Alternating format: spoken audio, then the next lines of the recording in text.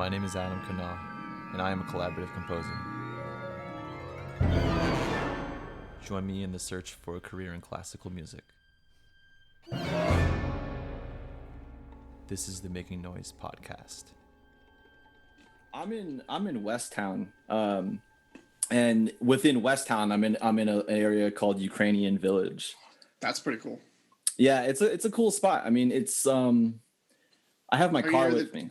Are you near the train? We are. How close is the train? Or the L, as they call it? Yeah, I don't really know. I have my car. I brought my car. Mm-hmm. I mean, you know, I've being from where I lived in northwestern New Jersey, you had to drive everywhere. There really wasn't public transportation, you know? And then I moved out when I was like 26, and I already was into adulthood at that point, still using my car, you know, like, so yeah. I've never been in a position where I have access to public transportation very easily. Mm-hmm. So like having a car is so important for me, having the freedom to move around when I want to. Yeah, definitely. You know? And also like if you have gigs or like anything, you know, you don't have to lug your guitar onto a train or anything. You have like, you know, this vehicle that can, you know, transport a lot of stuff. Yeah. Well, and the thing too is like, I'm you know, like I just said, I'm new to the city living, you know? Yeah. And I recognize that it's certainly much more affordable to use public transportation. Sure. I don't know to what extent exactly, but I mean, you lived in New York City for a while. Yeah.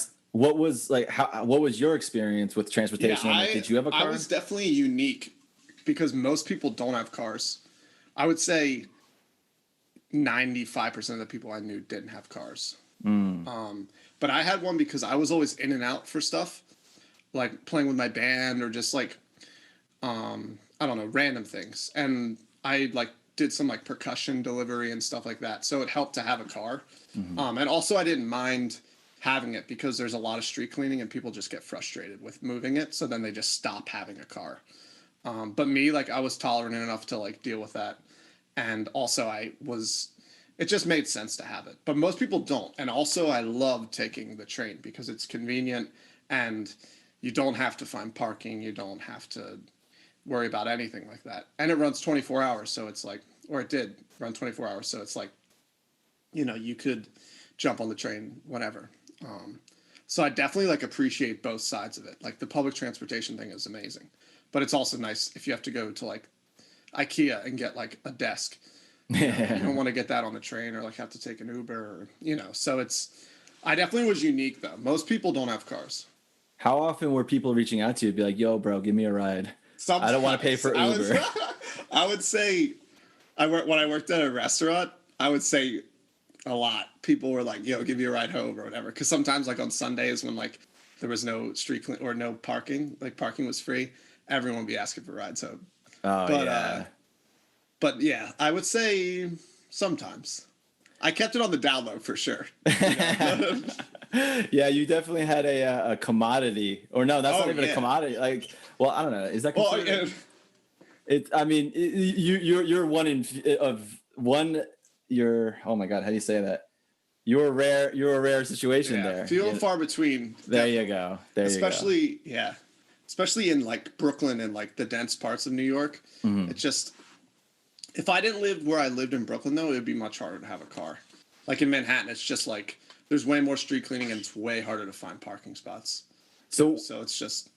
What happens when there's street cleaning? Like, do they post signs or like, do you have to know what day it is? It's it's pretty much every week or sometimes twice a week.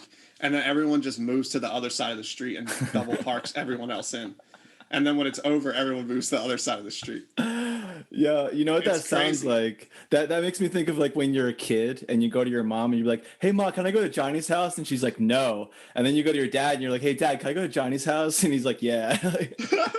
It's like you go to one parent because the other says no, you know? Yeah, no, it did. The one thing that kind of is like if one side was street cleaning and everyone could double park you in.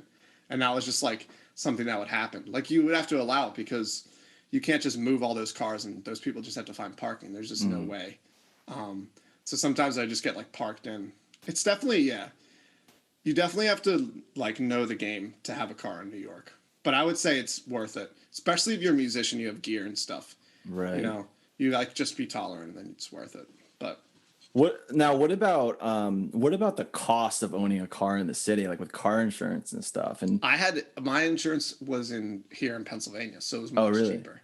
Yeah, Ah, that's yeah, fantastic. exactly. No, but New York City car insurance, or like just like New York or however they split it, is crazy expensive because it's just like the liability. I mean, you look at cars in New York, they're all beat up Yeah. because it's just like, you like my car has like three different spots of damage that all happened while it was parked. Oh, really? Yeah, like Oh, not even, God. yeah, which that's just how it is. I don't know. Yeah, I've had that thought like or concern with my car.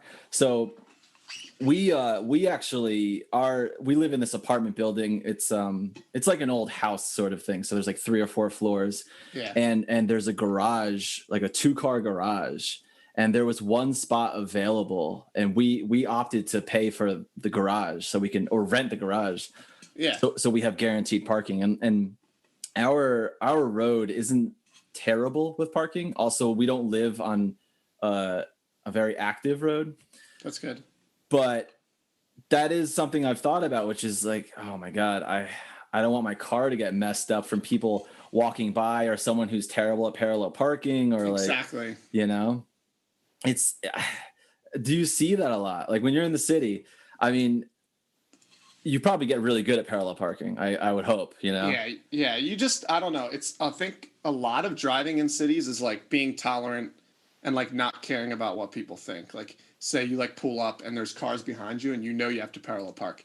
You can't care that you're gonna like, you know, block them for 10 seconds. You know what I mean? While you're pulling in. You just gotta do it and then just like forget about it. And that's when people get freaked, you know? There's like cars behind them and they're like, oh no, and then they like pull in and it's like and you just get used to it. I don't know. Yeah. Yeah, well, that makes a lot of sense, especially with people who go to New York City for the first time Yeah. from somewhere like, I don't know, Nebraska or something. You know, it's like Yeah. they've never been there, and then they're in this like fast-paced, really intense environment where like Yeah. everyone's walking, no one's looking at you, they're looking at the ground, Yeah. they're like, you know, and it makes a lot of sense because you just have so many people living on top of each other. Oh, And it's wild. it's so wild. Yeah. I'm I mean, that's why I love living there. Just the congestion of it all was like super interesting to me that like all these people could be smashed together and still like live and, do their thing. You know what I mean? right. Like here, I'm in Pennsylvania right now and it's like, you can't even see the other houses because it's like in the woods. People are still living here, but it's like way less dense. And they're still like, living their lives and enjoying themselves. So it's interesting that I think so many people can be so congested and still allow themselves to just like, have a good time, I guess. That's a good point. You think about the fact that however millions of people there are in New York City, and if like I don't know what the statistics are of like violence and crime rates and all that other stuff, but I I feel like for the most part, if you just look at it very generally, people are cooperating pretty well. You know, like no one. That's what I mean. That's what I'm saying. For as congested as it is, Yeah. people find a way to cooperate with each other and just, yeah. I think it's, you go on the train and there's just people so smushed together and they just allowed it to be that way. They just cooperated. And then, but around here, like, people love their space. It's just like kind of what you want, some people allow themselves to not have as much space and they enjoy that. And then sometimes people just can't take that anymore. And they're just like, I love both, definitely. I love like quiet and totally, totally like distant environment. But I also like when it's like more like, frantic. That too is like also interesting to me. So I can't say that I love either. But when I'm, now that I'm like, not now, but since I'm young, it's easier to live in a city. So that's kind of like, yeah. But I'm here now because of the lockdown. I kind of moved and then I've been here ever since. But it's been good. It's been good. Where in Pennsylvania are you? Like, do you know where King of Prussia is? Is that's sort of near Philly, right? Yeah, I'm like 30 miles, 40 miles from the city, from Center Okay. City, Philadelphia. Yeah, so it's like an hour plus drive, just because there's a lot of traffic in Philadelphia. But yeah, like 30 miles probably from Center City. Okay. 40 miles maybe. But it's yeah, it's near Reading. I'm kind of near Reading, if you know Reading, Allentown. Yeah, yeah. But My buddy lives in Allentown. yeah, so it's and it's not far from New York. That's the thing that's really nice. Like if I leave at night or like when there's less traffic, I could get back to my apartment from here in 2 hours. Really? Yeah. So it's like it's a nice spot, just because it's like close to Philly, but like not super far from New York either. So if I ever I've been going back and forth a little bit, and it's not like too treacherous of a commute. I'm not sure if something is going on technically or not, but do you have like a washing machine on right now? Yeah, I knew it was gonna happen. I don't know how to stop it. There's a water heater over here. Oh yeah. That it'll click off in like a minute. Cool. Yeah. No, I just wanted to make sure it was something that Yeah. it wasn't like a connection or anything. No, there's a water heater over here that's going to town right now. Yeah. Well, that's the we're working with what we've got, right? Exactly. No, I like this format though, Adam. I think it's nice. I don't have like a fancy microphone or anything. Is that okay? Oh no, that's fine. I can hear you clearly. We'll see what the people think. We'll see, man. I'm concerned about having my microphone right here. I usually have it like out in front of me over here because like if you remember from when we met a few years back, which we'll talk about that. Yeah. I get loud, and like the microphone's so close to me, I'm worried that I'm just gonna start screaming at one point, and then people are gonna be like, I think that's a good spot for it. I could also just hold this mic, even though it's not doing anything. I feel like if you're holding that mic, we're doing a high school students news broadcasting network or something. Yeah. But I do need that that white bed sheet they always have. Oh yeah. That's stain in it or something. I know exactly what you're talking about though. Yeah, it's once again, you work with what you got. It's incredibly low technology, right? No, I don't know. I think that's honest though.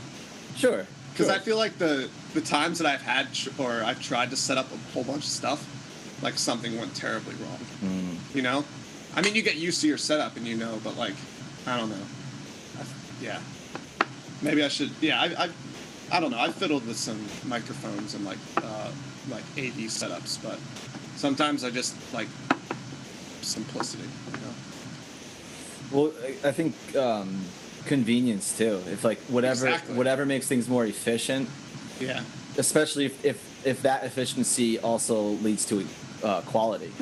Yeah, for sure. And like, I would set up that mic and everything, and then that water heater would still go on. Yeah. So it's like now that water heater is just broadcast beautifully. Well, it's having its debut today. Oh, it is. It's going to be put out into the world, and then the people of whoever watches this will be like, oh, there it is. There it is. They know. It's my brand now. You'll be known as that. You'll be known as the guy with the water heater. Exactly. That should be on your website, like front and center. Guy with the water heater. Just me, like next to it. Like a Tinder profile. Exactly. Oh my god. Yeah, man. So, with here's a question I have about living in New York City. Oh yeah. When did you only go there for your master's? Yeah, I moved there for my master's and then I stayed just because I liked it. Right. But it's so funny because even before my sister, I have a twin sister, and she lived there way before I did. She moved there right after high school to go to school, and every time I would go there, I was like, man, I don't know why people can live here. And then it like grew on me, and I was like, yeah, maybe I'll move there. And then I moved there and just loved it. Right. I think that there's just something so intimidating about it for me that I don't know. I thought it wouldn't have a good effect on me, but it did. Like it was, Do you think it was But just unfamiliarity sort of thing, or? yeah, I think it was just because it was totally different than what I was used to, you know? But yeah, because where I went to my undergrad was like here, like pretty rural-ish, you know? But yeah, I'm sorry. What was your question? Oh I no, totally, yeah. you're totally fine, man. This is, I want you to talk as much as Oh, possible. okay. Yeah. All right, man. I can do that. Yeah, yeah. Yeah. So, what was something about moving to New York City, about living in the city that you wouldn't have, known about until you lived there? You wouldn't have known about. Or at least understood. It's like people can sit there and research online, like go on Reddit or Oh, whatever, and be like, "What's it like to live in New York City?" and stuff, and but yeah. I think that's a tough question, but it's a good question.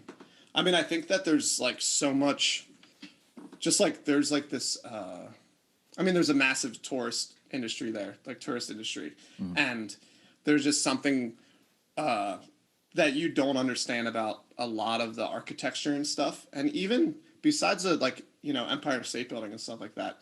Just like looking at all the rivers and things, there's nothing that can like encapsulate that sort of thing, and and then you like start to lose appreciation for it because you're around it all the time, and then you like forget about it. And then you're like, yeah, I've never gone to any of these places. Like people they come to you, they're like, visiting New York, and they're like, where should I go? Like, what should I do? And then you think about it, and you're just like, I don't even know. Like, I don't go to any of the spots that people go to. But I think you definitely get an appreciation, at least for me, of like different food for sure. That was something that I never, before I moved to New York, I didn't really know a lot about food. And I was just like not a big, I just kind of, yeah, I didn't really explore that sort of thing. People talk about it, all the different food in New York, but it's amazing. And even you'll like read in the book, like, you can go to all these different places for all this different food. And that's literally how it is. Like if you go to the East Village, it'll be like, like Indian restaurant and then like, Mexican restaurant all right next to each other, just like different, Thai restaurant, like literally like within the same 100 feet. right. And that sort of thing, I don't know, you take it for granted after like living in it for a while. But at first it's like overwhelming. You can eat, if you lived in New York for like 5 years, you could eat at a different place every night and still not hit all of them. There's just that many, So that I would definitely say like the food was, and it like just opened my mind to like different cuisine and stuff like that, and like different ways to eat and like different styles of eating. Like did you ever have hot pot before? Hot pot. Hot pot. It's basically like I don't know.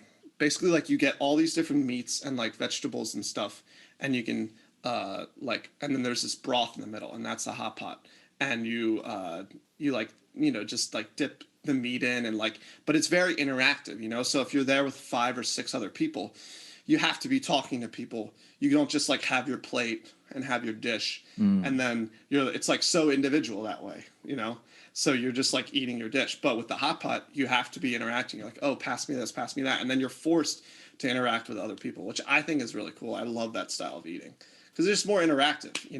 It's not as like singular. You're like, oh, how's your thing, or how's that? It's more like, oh, we all try all of this. Well, that's a lot like what we had in Spain. Totally, in Valencia. totally. When we go out to eat, we'd have the tapas, right? Yeah, exactly. Yeah, it was always a round of like potatoes chopped into cubes with some ketchup and mayo. Yeah. Which I was like, I don't want that. But there was, I think, calamari and I forget what else they served and stuff. But it was always like the family style sort of thing. Yeah. Everyone picking at the same bowl. Which is great, I think. It's like, I don't know, because then I don't know, you get to try more stuff, you're like, you're forced to like try everything if you want to, but then there's just like a better social aspect for it, it's not as like isolating. Not saying that like eating, you know, individual portions is isolating, but it's just different. But I don't know. I love eating like that. I think yeah, it's just more fun and brings up conversation. And it's just like, and also if you're like, if there's something that's like, if there's like a new person there, it kind of like is a good way to like break the ice, you know? That's Getting really like, good. yeah, this is getting like deeply psychological with eating food and stuff. But that, I think about it because I don't know. It's, and again, in New York, there's so much stuff like that. Just like the variety of different ways to eat and different flavors and stuff. It's nuts. No, I really like what you just mentioned though about introducing someone new to a group of people through that sort of format of eating. You know, Yeah, totally. That social communal style of you know, like having a meal together. And I think you're right when you said having your own dish. It's so much. It's too personal. Yeah. Which that's not a bad thing, but at the same time, it is like even just having conversation in that setting. The question is usually brought up of so how's your burger, you know, like you get a very specific question about what you're eating, and then people just sort of listen about that as opposed to everyone being like, oh wow, the seasoning on these is fantastic. Exactly. You know, exactly. And it's just, I don't know, I found that it's just more enjoyable. Like I think that sometimes I'll even be put, because my sister loves hot pot and she'll always bring me to these big gatherings with like 10 people or whatever. And I usually don't know everyone there. So it's nice for me too, rather than just like sitting there and like not feeling like, just feeling like a little isolated. It does the opposite. It just makes me feel like I'm more part of like what's happening and everything. right? Brings it out in you a little bit. Yeah, and it's delicious too. And it's more fun, you know. You're just like you're doing more. Yeah. I don't know. It's not like it's more adventurous. You know, there's not totally clear what's happening. It's not like, oh, you're gonna finish everything on that plate, you know, and that's what's gonna happen. It's like, no, you can try to put this together and put and it comes with tons of little sauces and stuff too. It's like, yeah, you got to try it. Hot pot. They definitely have them in Chicago. Definitely. Yeah, I'm totally about that. I've noticed too, living in a city, kind of like what you were just saying about being in New York, is there's so many options for food, and it actually makes me want to go out to eat more, you know. But like, what a crappy time for that to happen. I know. You know, like, yeah. Because when I moved back here, I like looked at the map and I was like, I opened Google Maps and then just put in food. It was like 8 p.m. and there was like nothing open. Oh god. It was like Thursday and I was just like, oh my god. The other thing about New York is that, and this isn't even something that like people talk about. It's something you just realize. People just eat later and stay up later. It's really interesting. Like I would say like because when I worked at the restaurant, the dinner rush was from like 7:30 to like 9 or 9:30. Nuts. You know, when like most places is not like that. Yeah. Like the dinner rush starts like 5:30, 5. You know, or some people even eat dinner at 5:30, and I'm just like, it's still light out. How are people doing this? But I got so used to that. You just get used. I don't know. I guess people work later, and then they like. I don't know. It's weird, but it's I don't know. That's just how it is. Totally different though. That's interesting, man. I haven't thought about that, and I didn't really know that was the thing. Yeah, I mean, it's probably the same in Chicago. I think it's just like cities. People are like more, I don't know, but more like jazzed up. Mm-hmm. When like in the burbs, people go home and they eat dinner, and then it's like they settle in. I don't know. It's just different style of living. You know, people in New York rather just be like up and at it right up until when they go to bed. Mm-hmm. You know. Jeez. Or the majority of people. Because, you know, like everywhere is open until super late in New York. It's like, it's probably the same in Chicago. You'll see. When things open, or, you know, when the transition happens, it'll get to a point where you'll be staying up super late, Adam. Oh. Do you stay up late in general? Not by choice, honestly. I actually have a huge issue with sleeping, and so I end up staying up much later than I want to, and and it's a weird thing that I've been kind of trying to get control of since graduate school, actually, since like 2017. So I kind of, and I've been thinking about this lately, is I'm like, am I just naturally someone who should be up later, because I can't go to sleep and like my mind is so active, and that's my problem. I ruminate a lot. Yeah. But at the flip side of that, I'm incredibly productive when I wake up early. Totally. Yeah. I don't know how you work with composing. I wake up, once I wake up, brush my teeth, get ready, and I start composing right away. That's awesome. And that's so, I mean, for me, composing's definitely, at least composing time is like situational. But I would definitely agree and say I feel like I'm most productive in the morning, or like I mean, it's sort of like anything, like working out or anything like that. Anything that has to be routine or has to like be this constant thing that has to happen, it's better to get it done, cross it off the list in the morning. that's, yeah, think, exactly what I try. At least I've like been trying to exercise more, and like just some certain couple habits that I wanted to create have been more effective when I do it in the morning. I'll be like just more aware, and I won't rush through it, because by the end of the day you have more things to do. You lose time, and you're like, well, now I only have an hour to write some of this piece. But in the morning you're like, you got it. You got the time. Right. I don't know. There's something like when I lived in New York, there was like a period where I was working really, really early at this restaurant, and I would get up at like 5, and I would get down, and I had to start at 6:30, so I'd get to like Union Square, if you know Union Square, around 6:15, and it was so quiet and so like, I'm not a morning person, so it was rough, but there was something just so peaceful about it. Just like everyone kind of like quiet and like, doing their thing. And it was like, I don't know. So I think there's something quiet about the morning that like is effective for creativity and all kinds of things. Yeah, I like that a lot. I like the mention of the sort of feeling of being up that early, like the ambiance of what is happening in the environment, like that, that kind of cool air, and that the silence of no one being around, really, no one up yet. The world isn't moving. Businesses haven't opened yet. Or at least, in New York City, I mean, they're always open. But I think one thing for me that I think is why it's conducive is because it allows you that the space to focus harder, Sure.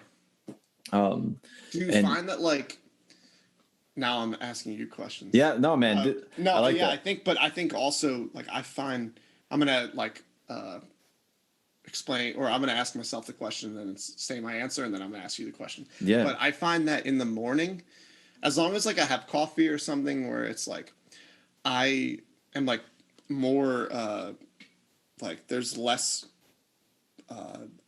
like distractions bouncing around, so I'm like completely streamlined almost in the morning.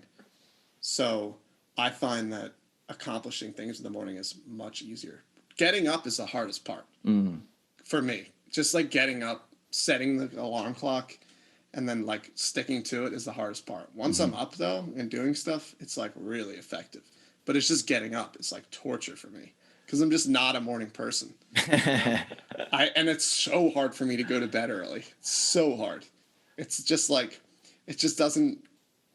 I'm the same as you. Like I'm always just like, I get like a little tired around like 7 or 8ish, and then like from 9 on, I'm just like going, Right. And so yeah, I mean, I don't know. I definitely haven't been good about getting up, but sometimes I go through streaks of like being more disciplined about it, but it's tough. But yeah, so do you think that you like are more like you have more clarity in the morning? Yeah, definitely. Yeah. One thing for me is actually not having the all the weight from the entire day. Yeah. Like kind of crushing down on you in a way. And then the other thing too is I don't really have anything else to do. Like first thing in the morning when I wake up, I could sit down and watch Netflix, or like I don't know, I could go for a walk, which is nice. That's a great thing to do. But having that time and the space to sit down and work and just allow my mind to try and create something, you know, hopefully musically effective, you know, that's always the goal. That's the main thing for me. And so here's a question for you that I'm going to answer for myself. Is one of the troubles I have about composing early is really having the direction of what I'm trying to do. You know, so for example, I'll sit down and I'll start working on whatever it is I'm writing, but I don't really know what it is that I'm trying to do so much because I'm still kind of waking up, you know? And maybe that's just, I'm jumping to it too early. I'm not allowing my body enough time to kind of acclimate to being awake. I don't know. Do you have that sort of experience, or like? Yeah, I mean, I think sometimes you just it can happen. I think any time of the day for me too. Like you almost just have to. Sometimes you know, like sometimes you'll start writing and you're just like right back into the piece like you were yesterday, and I think you just have to, you know, try to find the fastest path to that mindset. You know, if it's not like listening to the piece, or like finding sounds, or listening to pieces that inspired the sounds, or I don't know, just trying. For me, it's just getting as close as I can to the sound world, because even if it's not the material or like the motives or anything, it's just the sound world, the sounds that I wanted to create. Once I can find and start hearing those things, then it gets me like right into the sweet spot of hearing new sounds and working with the sounds I already have. So, okay. Yeah. I don't know if that makes sense. No, that makes total sense. And I think it's interesting to kind of, like the different approaches you can take to that. Cause like there was a lot that you said in there, you know, like thinking about, oh, well, you might think about motives or the material or just the sound world, you know, thinking about that will get you onto the track you need to be in. Or listening to certain sounds that are reflective of what it is you're trying to create. Yeah. It's like you're scratching for the thing that you're looking for, you Definitely. know, like, you know, where it is, it's somewhere through the forest. Yeah. And there's the, you know, but you just kind of have to keep like digging through the trees and shit. And I don't know. Yeah. And then finding that every day again. So then you can then be in that mindset again. That's the challenge. Right. You know? So I think that it's just like finding the fastest path to that mindset. And that's hard. And especially, I don't think it has anything to do. I mean, the morning is kind of weird just because you are like, your brain is not as like awake. But I think that, I don't know. I think that I would love if I could compose right when I woke up every morning. But I'm just not, I don't have the discipline to wake up, I guess. Yeah. I think the main thing is I don't have the discipline to go to bed early. You know, that's like, yeah. Yeah, man. I've fallen into that. Like that's been me my whole life. And then in like February, I think it was like right before, like a little bit before the quarantine, I started seeing a sleep therapist. Really? And yeah, and I didn't even know that was a thing either. Like I went to the doctor one time to get a checkup, and he, you know, they ask you like, oh, you've been like, how have you been feeling lately? Like, what's, you know, and I told him, I was like, I can't sleep, man. And he recommended a sleep therapist to me. And one of the things that we talked about to try to get me on track of having a healthy sleeping behaviors is, regardless of what time I went to bed, I would still wake up at the same time every day. Ah, interesting. Yeah. So like, and I that's what I've been having trouble with lately is still waking up at the time when my alarm goes off. But at the time in February and March, when I started doing that, if I would fall asleep at like 3 or 4 in the morning, but I'd still wake up at 6:30. Wow. And it was terrible, you know? But one thing that I started that helped was I had a very specific set of things I would do every morning right when I woke up. So the two things that helped the most was when my alarm would go off, I would sit up and turn it off. You know, like I wouldn't lean over, laying down and then reach. I would sit straight up and turn it off and immediately get out of bed. And then I would immediately get dressed like for the day, you know? That's good. Yeah. Getting dressed is super important, I think.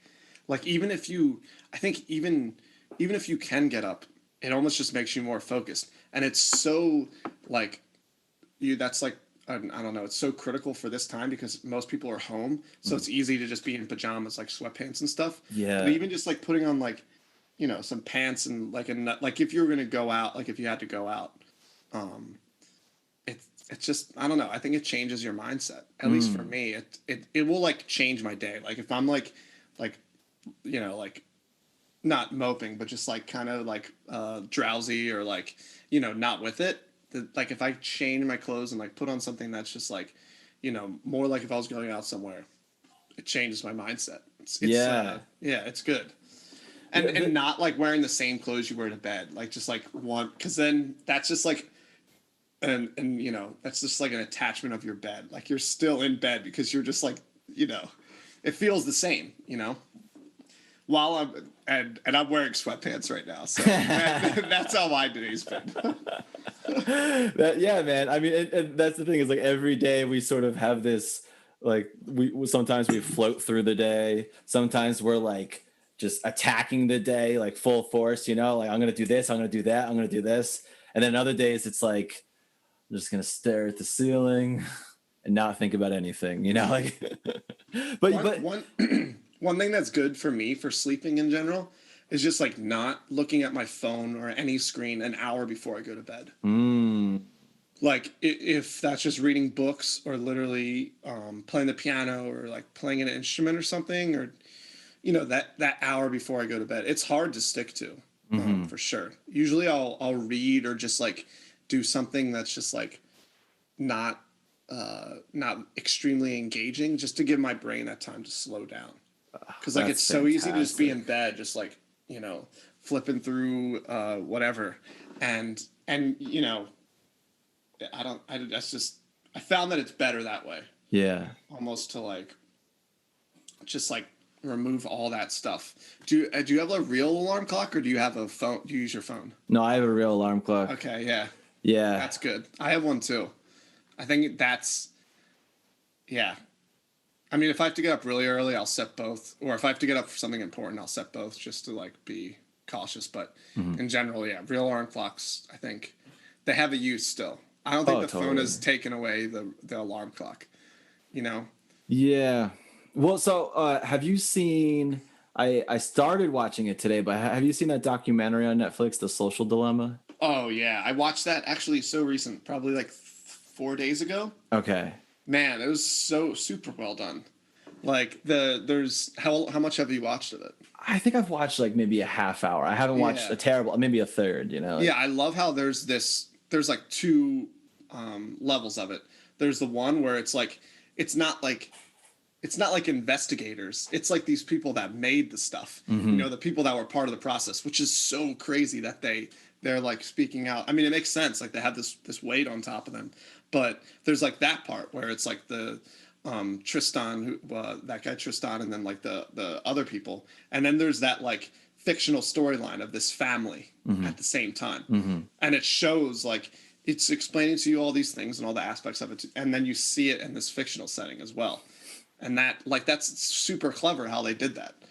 I loved I was definitely upset when it was over. I was like, man, I wish this went on for another hour. Oh, sort of like a limited series. Yeah, I could have watched it. I could have watched more and more of it because it was just like, I mean, I don't know what the plan is for, you know, I don't know what Netflix's plan is, but they should continue to put out stuff like that because it's very educational and like mind opening for people just in general because it's such a foreign thing. Like, I don't know. I never thought about it really. Yeah. Until recently. Most people haven't thought about it. I think that's incredibly accurate. And one thing I'm I'm so interested to see what's going to happen after that documentary. I mean, because that documentary's been out for a couple of weeks now, right? I think it's been out for longer than that. I don't know. Really? I Yeah, I haven't I mean, haven't noticed it take like trending or anything like that, you know? Which is a that's like a social media sort of term too, you know? yeah, I think that, I think that's, I don't know. I think that some people, they, like, I'm a very cautious person. So when I see that kind of stuff, it, like, makes me think about it. And then I think about that for a while. And then I try to, like, make changes in my life. But I think some people just are okay with the way it is, and then they just like allow it to continue to happen, or allow their life to continue as it is. You know? Yeah, I think that was something I was sort of thinking about is it's the documentary, as far as I can see, is definitely trying to show you how social media is actually affecting you as a person and what they're doing with how they're in a way How they're manipulating. monetizing it? Yeah, yeah, Yeah, and so you can certainly see how it's very much attacking a lot of that stuff. And I'm not saying that's a terrible thing or a bad thing or anything like that. It's of course important. It reminds me a lot of when Morgan Spurlock did Supersize Me for uh-huh. you know, like his whole thing was like, this is really bad. The fact that just for a little bit more money, you can get that much more food, Mm-hmm. and the nutritional value of that is like terrible, you know. Yeah. And so the health consequences is you know detrimental. But I also thought on the flip side of that is, and this is a genuine question too, how much how do I ask that? What responsibility is there on the user too? You know? Yeah, I think that. Yeah, I think there's definitely. I think there's some responsibility for sure. But I think that there's definitely way more responsibility with the tech companies to be more open about what they're doing, or in general, just like I don't even know how to begin to think about fixing it really. But I think that the best thing that can happen right now is for people to understand what's going on and then try to change their habits. But there definitely has to be something larger that goes on, just like a bit of, like regulation or something within the companies to just be more transparent about it. Because no one really knew.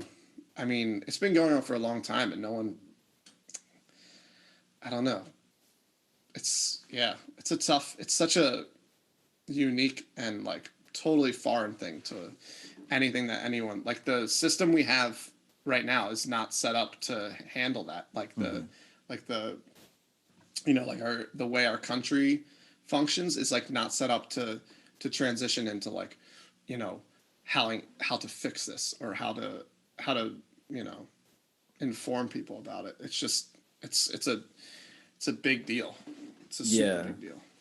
Yeah. So then with that, you think that there's a portion of it that is of personal responsibility, and then a portion of it that is of responsibility of the companies and organizations. Yeah, I mean, I think in a perfect world, there's only so much that the companies can do to like almost hinder themselves to be like not as invasive. But Right. also, the parents or the users have to have some responsibility as well, I think. Yeah.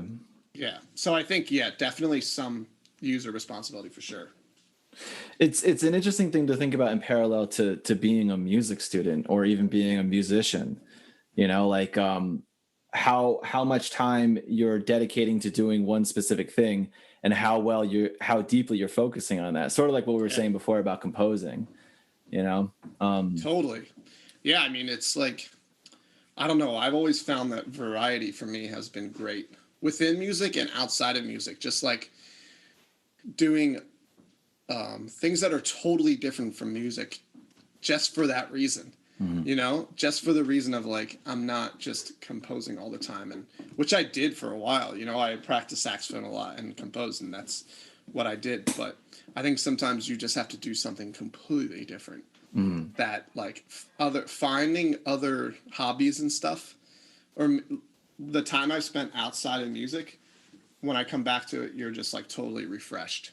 No one can just be in it that long. I mean, some people probably can handle it, but I can't as a person, you know? And then within music, I play saxophone and I compose and I play in a band and I just try to keep it fresh. You know, I just try to like, if I'm too bogged down in like composing, then I'm like, I'll do something else just so I can try to, try to keep it interesting. And I think that's so important. Like, yeah, I'm not going to be like extremely great at one thing, but I don't care. It doesn't matter to me. What matters is that like I'm enjoying the process and enjoying the results that come out of it. Like being like, I want to shred my saxophone harder than anything, which I do, but it's like, I can't, I know that I won't, I know that, I don't know. I know that I can't spend all my time doing it because it's just like, I won't get anything out of it. Yeah, that's interesting, man. I think that it's an important thing to get to, especially once you graduate, because as a student, obviously you can't be redlining all day as a student. But at the same time, that is the period of your life when you need to be honing your craft. Sure. Do you have any sort of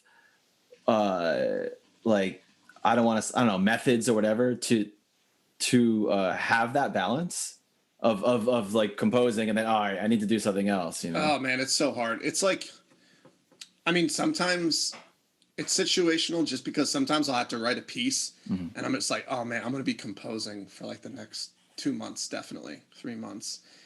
But then I know like after I write the piece, I'm like, man, I got to do something else. It's almost just like listening to yourself and like being like, and even if I'm writing the piece and I'm just getting too frustrated, you just have to, sometimes you just got to put it down and like just, be aware of like how you're feeling towards the creative process or towards what you're doing, just because I don't know, if I'm not enjoying the process, then it's just, I feel like I'm not going to have an enjoyable result, at least for me most of the time.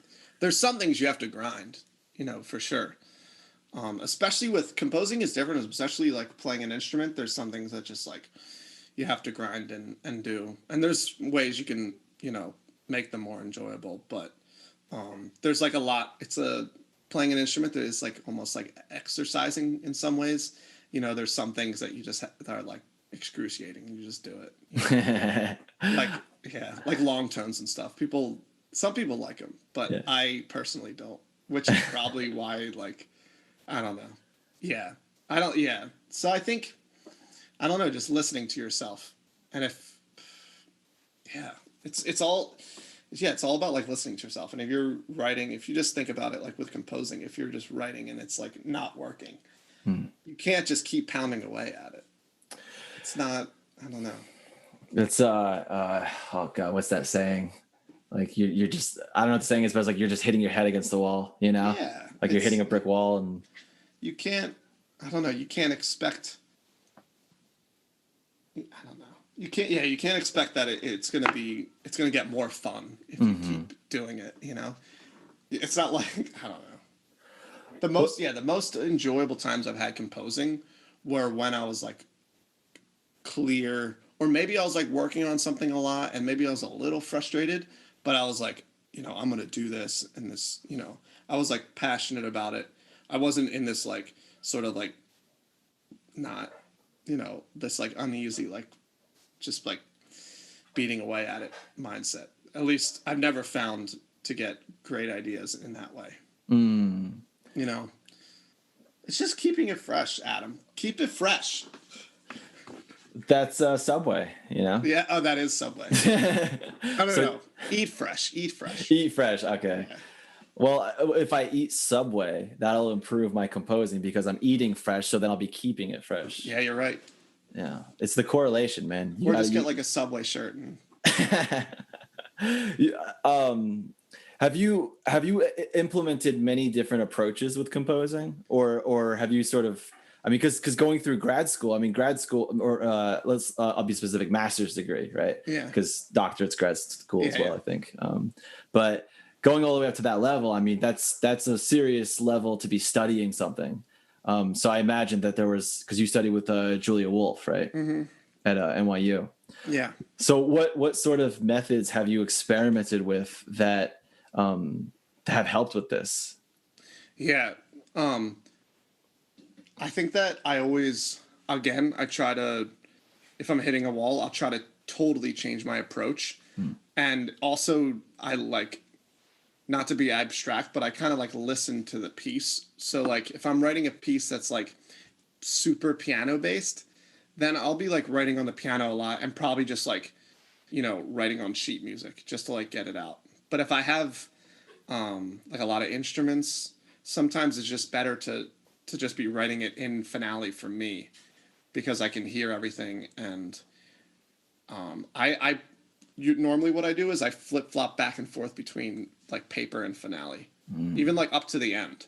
I'll be like, I'll just like flip flop back and forth just because sometimes like listening to finale after a while is just like, it's not the same. But it's like far as duration goes and like length of sections and like keeping things adjusted how you want them. Finale's great, but sometimes you just got to get rid of, it's another screen, you just get rid of the screen and just like, yeah. So sometimes I'll even just like lay on the floor. That's like my like last stand. If I like can't get anything done, I like lay like on the floor and just imagine sounds in my head. That's like that's like when I'm really hitting a wall, that's like the last thing I do. It's like this sort of like super isolated, like using nothing but like my imagination at that point. No instruments, nothing. And sometimes that's helpful too. So I have like those three sort of things, like this like finale, like listening to it right away, and then the piano and paper and pencil, and then just like totally isolated, not, yeah. Is the finale your default, would you say? Finale's default, yeah. Yeah. I used Sibelius at first, but I like finale better for sure. I mean, it's got every single program has its problems. I don't know if you messed around with Dorico. I haven't. I have. But you like it? It honestly, I feel like if they can, once they tweak a bunch of things, I think it's going to be the program. Oh man, I legitimately that's what people think are saying. Yeah. Yeah. I think that I spent so much time on finale that I know like all the ways to make it not. I like know how to avoid all the problems, most of them. So now I'm like not updating my computer, like not updating finale because I have it in like the most the sweet spot. yeah. But after a while, I'm gonna have to, like, you have to upgrade, and you can't just live in the dark ages forever. You could, but it just doesn't. And my computer's gonna die at some point. So. Oh my God, man. Yeah. My computer today, I got this thing, oh God, 2012, I think. So it's like 8 years old, and it still has a lot of room on it. Like I don't download music and movies or anything like that. But I was in the middle of like putting this video together and stuff, and I had like 10 minutes of this whole thing clipped and all that stuff, and then my computer froze. Oh, like crashed, froze, Oh my God. No, so I had to shut it off. Dude, processing videos takes a lot of computing power. It does. Yeah. And that's what I was actually thinking, like, oh my God, I hope this call right now doesn't get all messed up, like, midway or the recording gets all screwed or my computer's around the same age, like 2012, I think 2012 or 2013. And sometimes when I'm on I use Logic and I have too many plugins opened and like virtual instruments, my computer just starts doing crazy stuff. It doesn't want it's just like it's like you hit play and it's nothing happens. It starts speaking in Chinese, like it's just like I definitely, if I upgrade, I'll get a more powerful computer for sure. But for what I'm doing now, it's kind of I make it work. I don't do a ton of production, but I do some. And that also, I mean, video processing, what you're doing is like the most computing power. Yeah. I feel like, like exporting videos and stuff. That's, your fan must be just running like crazy. Oh my God. I've been meaning. I was talking to my buddy Ben Danham is his name. He's an awesome composer. Does a lot electronic stuff, and he was giving me some tips and things to do to kind of help it and maintain it. Like taking the cover off and like. I don't know shit about computers, so I can't even pretend like but I don't know. Take the cover off. Just take the cover off, look at it, and it's like, it's still there. It's like the car hood thing, like when someone's car breaks down and they immediately go and lift up the hood. Yeah. Like they know about cars, but it's like that inquisitive look, like, Yeah. So that's what I'm good with cars. I'm pretty good with cars. I have like a basic knowledge, That's good though. I know. Can you do an oil change? Yeah, I actually need to. That's good. I'm overdue. Good. I mean, you save yourself money. Yeah. Well, that's one thing I'm so excited about having this garage is yeah. Do you got one of those rolly like things? Oh, to roll myself under it? Yeah. Nah, man. Rolly boards or whatever. I have to crawl.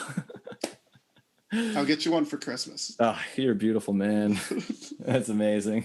I feel like that's, if I ever was like, I want to work on my car, that would be the first purchase I would get. It's a rolly board. That's a good purchase, man. I mean, that's like going back to what we were saying before about efficiency and and also, like, I don't know, not laying on the cold ground. Like, yeah, that does get shitty. So have you read any, like, do you ever read any books or anything like that about other like professionals or I don't want like established people in their craft, whether that's movies or music or literature, and to learn about their process, like their creative process? No, I've never. Yeah, I mean, I've read like some productivity books, which were okay. Sometimes, like, I find those books to be like super, like, it's all like anecdotes, like stories and stuff about like what they've experienced and then how they'd learn from it, which can be, it's interesting, and it's like nice to read. But I always find like little nuggets in those books. But I've never read anything like that. Anything that was like, are you going to bring up the Stephen King book? Oh my God, that book's amazing, man. I've been meaning to read that book for the longest time. Oh yeah? You're talking about On Writing, right? Yeah. I'm like, that's on my list, on my long list of books, but that's on my list for sure. I've heard I bought it for a friend for his birthday. Okay. 'Cause he's a composer and I knew he would like it. So I bought it before, but not for myself. You were close enough to see it, but you couldn't touch it. Yeah, I read the first page, I think, but well, then you got it. You're good.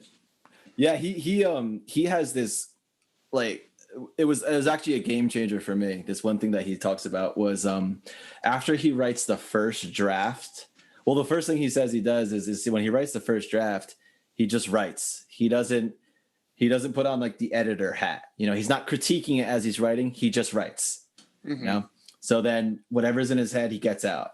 Then he says he takes the manuscript or that draft and puts it in a drawer for like 6 weeks and doesn't look at it. And what this does is when he finally comes back to it after a month and a half, he now has like the audience perspective because he's so disconnected from what the original ideas were. And so I started doing that. I try to do that now, but I did that maybe 1 or 2 times, like legitimately, where I walked away from a piece after writing it for like a month. Whoa. And I came back and I had a really objective view on it, and I could see things that I didn't see the first time, where it was like, why this needs to go on for way longer. Like this is ineffective for this proportionate amount of time, Yeah. And so I still try to do that, but it's a challenge, especially if you're working under some sort of like deadline with a commission or something, you know? Yeah. So you have to sort of plan it out if you're going to do that. It can't all be Stephen King. Exactly. No, yeah. No, I mean, even if you just shorten that, like 6 weeks is a long time, but even a week or 2 weeks still can be incredibly insightful, probably, I think it could. I think it could. I mean, you even find it like 2 days. If you do 2 days with, you're like, you're done. You know, you can't write any more of a piece, and then you come back 2 days later, it's like, whoa, totally different. But 6 weeks, that's pretty cool though. I know, right? Yeah, It's that's awesome. it's wild. That's one thing that I read that was a total game changer for me. And I mean, it's just it's such applicable and practical stuff, you know. Sure. But yeah, it's one thing that I think is challenging with composing is when you do compose, like you were kind of talking about this earlier, is you're so in the details of it all, you know, every single day. And I think a lot of the stuff you were saying earlier about like sometimes you'll lay down, sometimes you'll just think about what the sounds are, sometimes you'll listen to different sounds that are within what you're trying to create. Like those are such important things to be doing, to step out of that, you know, get that more like global perspective.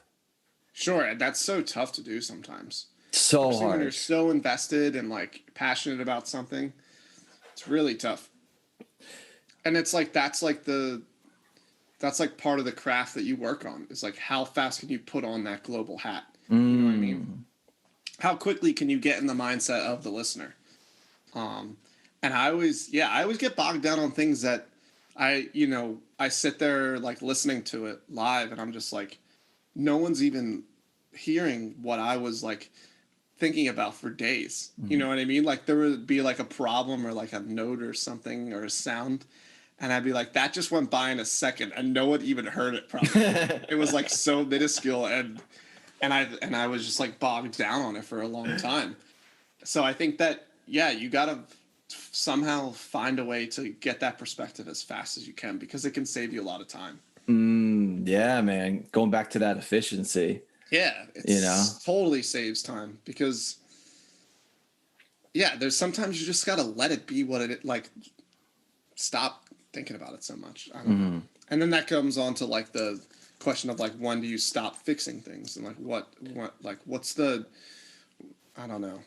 I think that I always run out of time and I'm just like, all right, here we go. You know? I wish that I was more efficient with like I don't know. Sometimes you feel like you ran out of time, then you listen, and you're like, oh, it's fine. And then other times you have a bunch of time and you're like, this is great. And then you listen to it and you're like, man, I wish I spent more time on that, you know? Right. So I think you just got to getting stuff out and then hearing it in a different situation, hearing it live, hearing it, you know, at the premiere or whatever. Because if you don't ever finish it, then you won't ever hear it at a premiere, hear it live, you know? So it's just, yeah.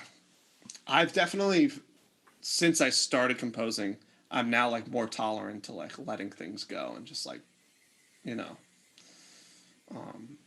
but it's tough. That's an interesting thing right there. I mean, like kind of being able to step back and then you put it out there into the world and now it exists and you're like, that's that, you know? Yeah, I mean, you just got to let it.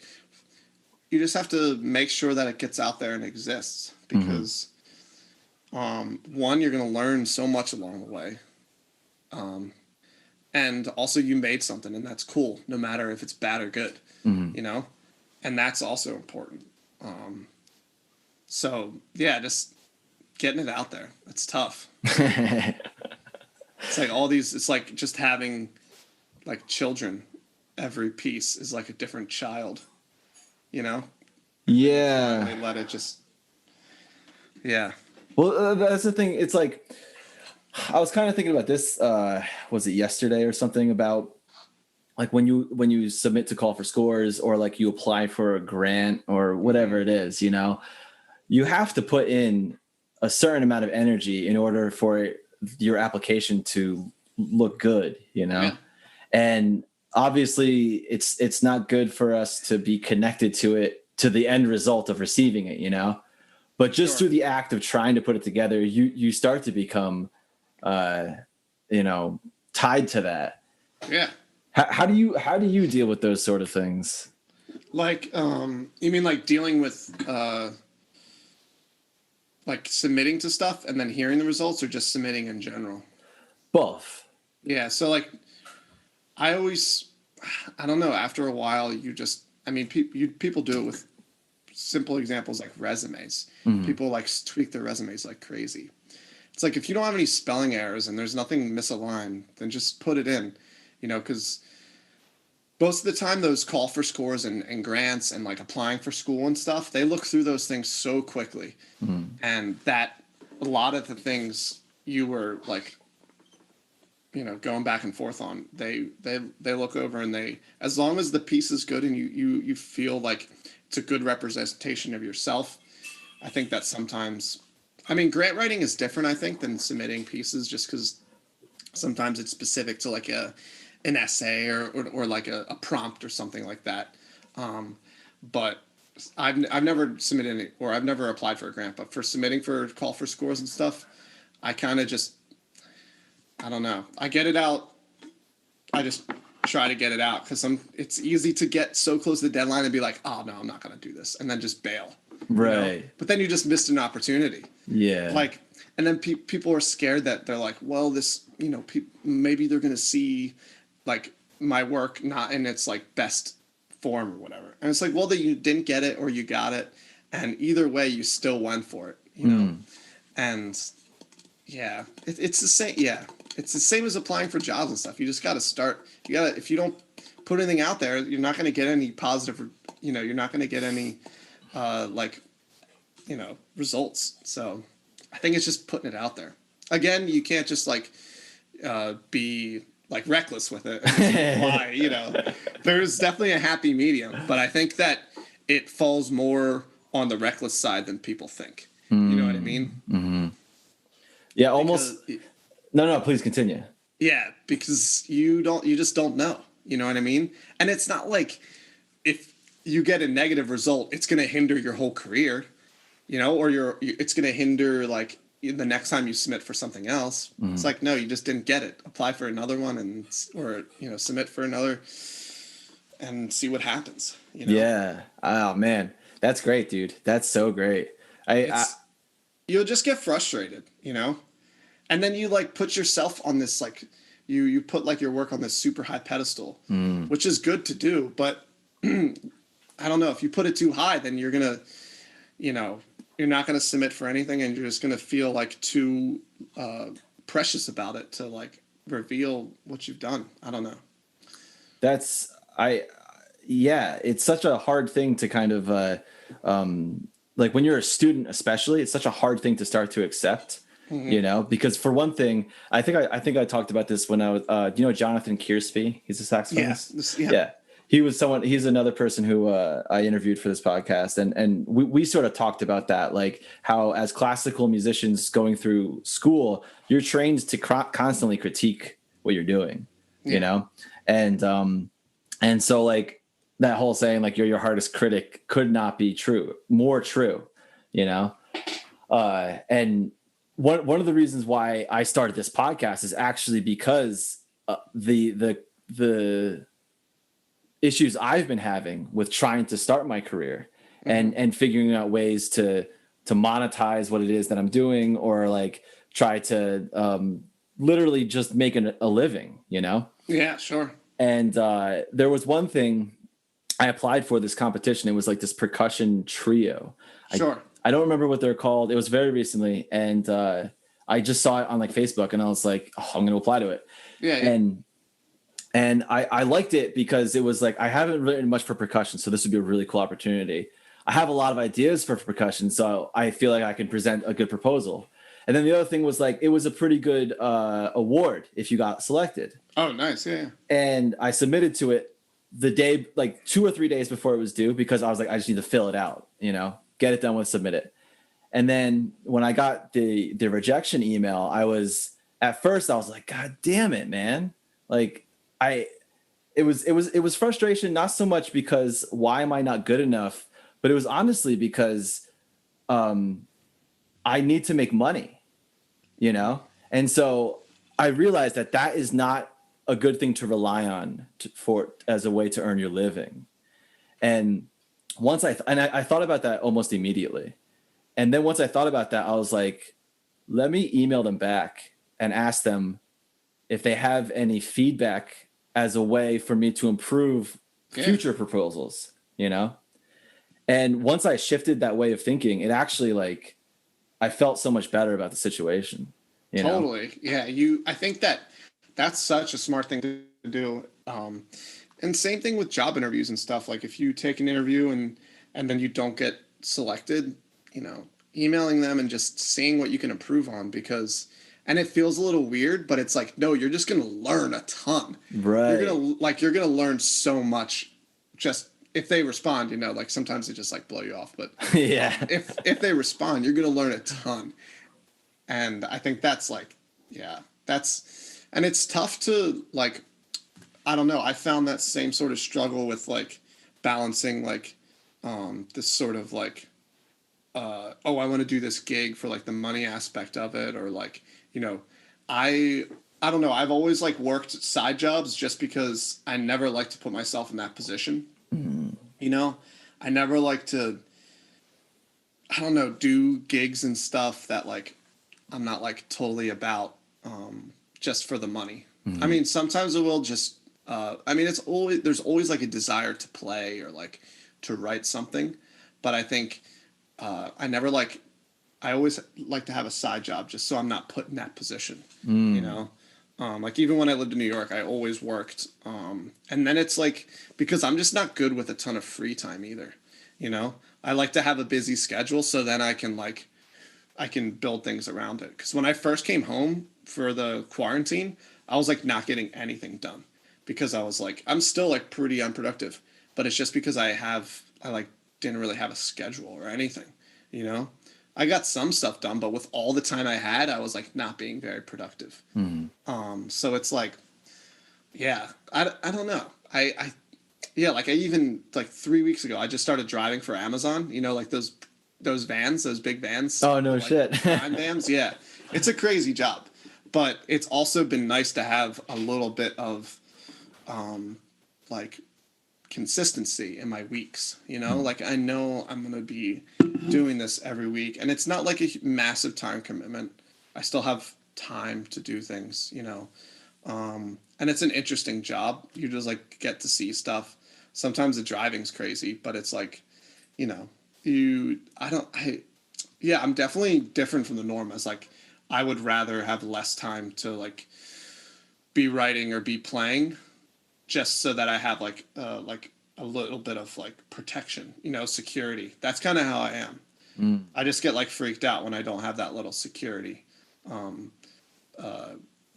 it's a tough balance too, because sometimes you get to the point where you're working so much and you're not writing anything, you're not playing, and then it's like, and it's ridiculously hard to balance that. But for me, I'd rather have it with like at least having some security than just to like be trying to, you know, play all these gigs and, you know, get all these opportunities just for like a little bit of money. And then you're like just putting all that pressure on it just for the reason of money, not for the reason of like actually wanting to play or actually wanting to write, you know? And that, I don't know, I think that can be detrimental after a while. As you were saying, you like realized how much you were thinking about it for that reason. But then when you shifted everything and you're like, well, I think about this differently. It's, yeah.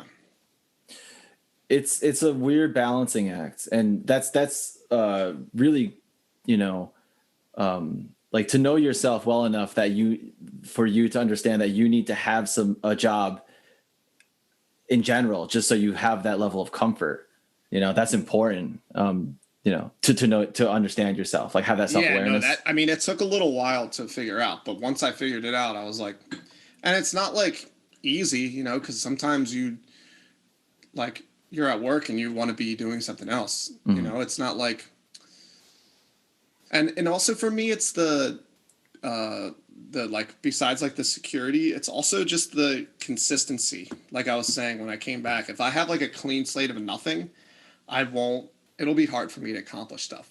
But if I'm like, man, I got to go to work in 3 hours, and I also got to go get groceries, and then I'll have like 2 hours to compose, then those 2 hours to me feel like the like most essential 2 hours in my whole world.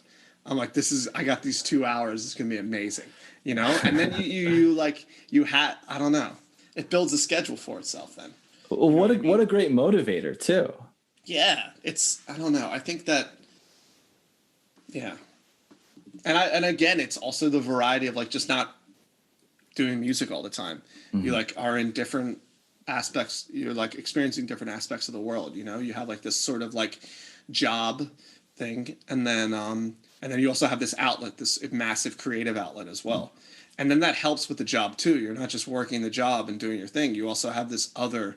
I always try to like balance those two worlds of just like working and then also like composing and playing saxophone and playing with the band and stuff. And sometimes they collide, and it's scheduling can be hard too and stuff. But that I think that I'll deal with those things like scheduling and like maybe sometimes not sleeping as much rather than just like not having the security and not having the schedule. You know what I mean? Yeah. That's it is a weird thing with trying to get things to line up properly like that. I mean, especially when you're a student and you're doing a lot of that stuff. Yeah. But well, I don't even want to say especially when you're a student, like regardless if you're a student or not, being graduating from, no longer being in school anymore and then just trying to still do fun things, do creative things, and then at the same time have an income.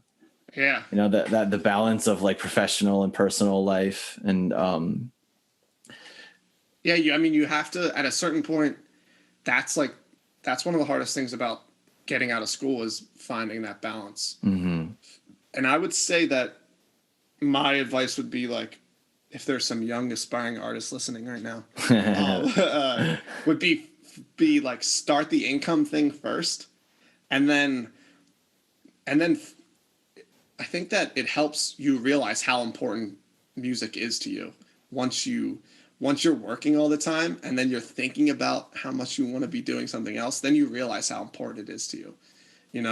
It helps you put into perspective like, man, this is really important to me. Like I want to find a way to continue doing this, It's funny you say that because that's exactly what happened to me.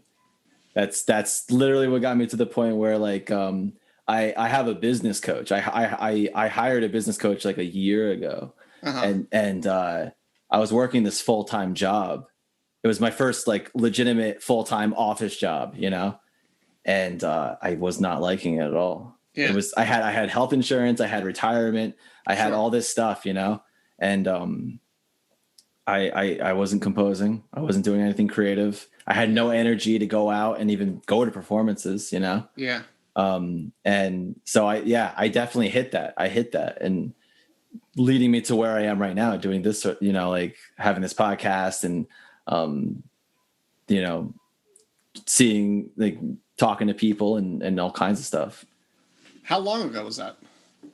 That was, I started doing business coaching, I think June of 2019. Okay. And the job I had it ended in, I think it was the end of July of 2019. It was a month later. Yeah. And then since then I've worked some smaller jobs. I mean, I taught at a college in Ohio. I taught guitar lessons, and then I had a job at a hotel when I was in Bowling Green because I needed to make some money. And then there was like small commissions, nothing too big. Certainly not enough to where it's like I can just live off commission sort of thing, Yeah, it's so tough. I mean, I think that starting first with the income is the way to do it. Personally, for me, I found, because if you don't have an income, it's like, it's tough. And like especially if you like want to live in a city and stuff, like the starving artist thing is not really a thing anymore. Cause like New York used to be just so cheap. You could get rent for like $200 a month and work a couple days a week and be fine. So the starving artist thing is like tough, but for me, I can't see myself doing that. And I think that it's just important, like to work a crappy job and then realize like how much you like music, Yeah, it's a good reminder. It's a really good reminder. And not that like, any of the jobs that I worked were like super crappy or anything. It's just like, I don't know. It's so hard to find the balance. It's always like, especially working in restaurants and stuff, because you're always picking up shifts and like getting out early or like it's very fluid. And when I was in New York too, I was like dropping off. Basically, I worked for this guy that owned a ton of vibraphones and marimbas, and he would rent them to people for like gigs and stuff. So I'd like get a call the night before, and then I have to like get up and like drive a vibraphone to like a gig, or like a concert venue or whatever. So I was doing that as well. So like my schedule was just all over the place. And it was tough after a while because you're like, I don't know. You find the balance though. I think that you'll find the balance because you will start to want things and it just kind of works itself out. Right. I think. Yeah. But I'm like, I don't know. It's an ongoing battle for sure. But you get better at it. Yeah, it's something I've noticed too, as I've, like getting, as you get older and stuff, not to say that I'm old, but like I'm, we're always getting older, right? Yeah. Is you start to understand yourself more than you did 5 years ago, more than you did 10 years ago. Like, that's one thing I've noticed, even just like little things too. Like why, I can't think of an example, honestly, but I don't know, maybe something within your living situation, if you live with your spouse or something, and knowing like these are little things that maybe set me off in a negative way, Totally. I think I at least for me, I feel like my self-awareness has gone up, and understanding who I am and what it is that I need to sort of like just kind of get through each day. Yeah, that's so good. I think that it's another constant battle, but you figure it out after a while. And sometimes you'll have like some crazy like reflective moments and you remember like how you were thinking about yourself like 5 years ago and you're like, man, I learned a ton. And that's so good. That's so powerful. Yeah. To do that. And I mean, now, like, obviously now is a totally different time than it's like hard to put it in perspective now just because like everything's completely different.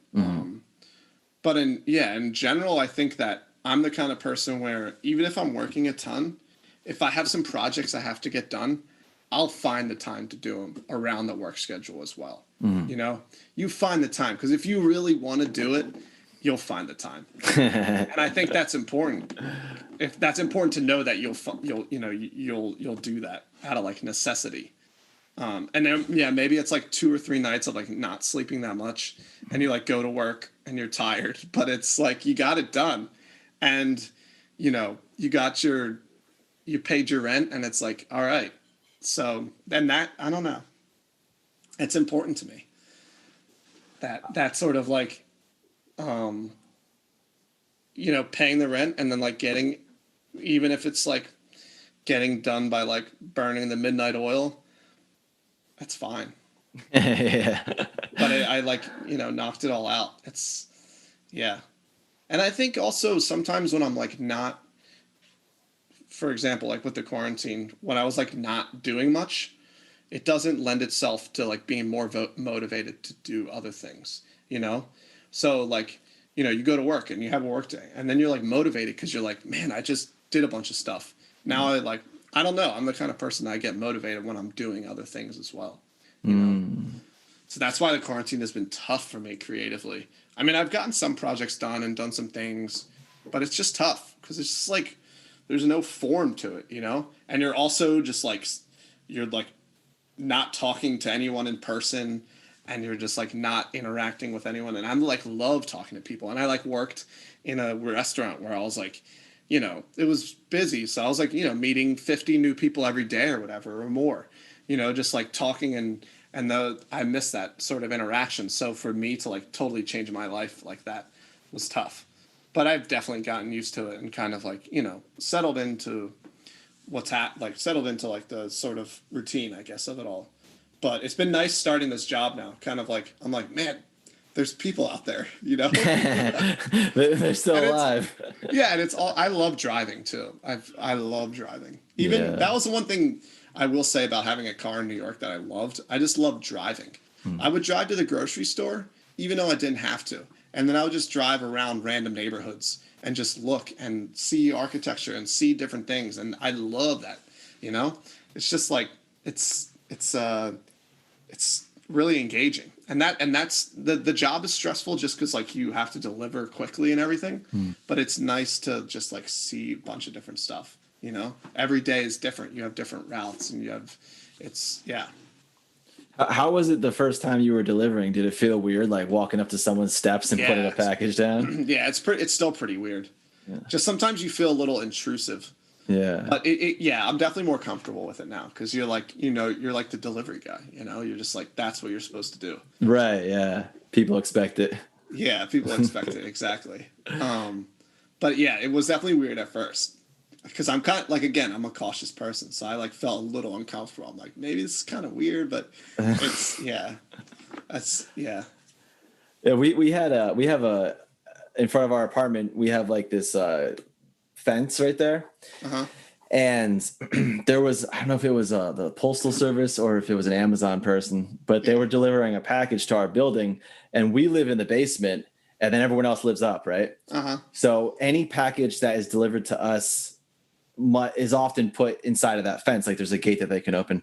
Yeah. And I don't know if whoever, postal or Amazon delivery person, they had this giant box, and they just tossed it over the fence. Oh my God. And I assumed it was for us. I don't know what, I know I didn't order anything, but like I came outside and I was like, can you not do that?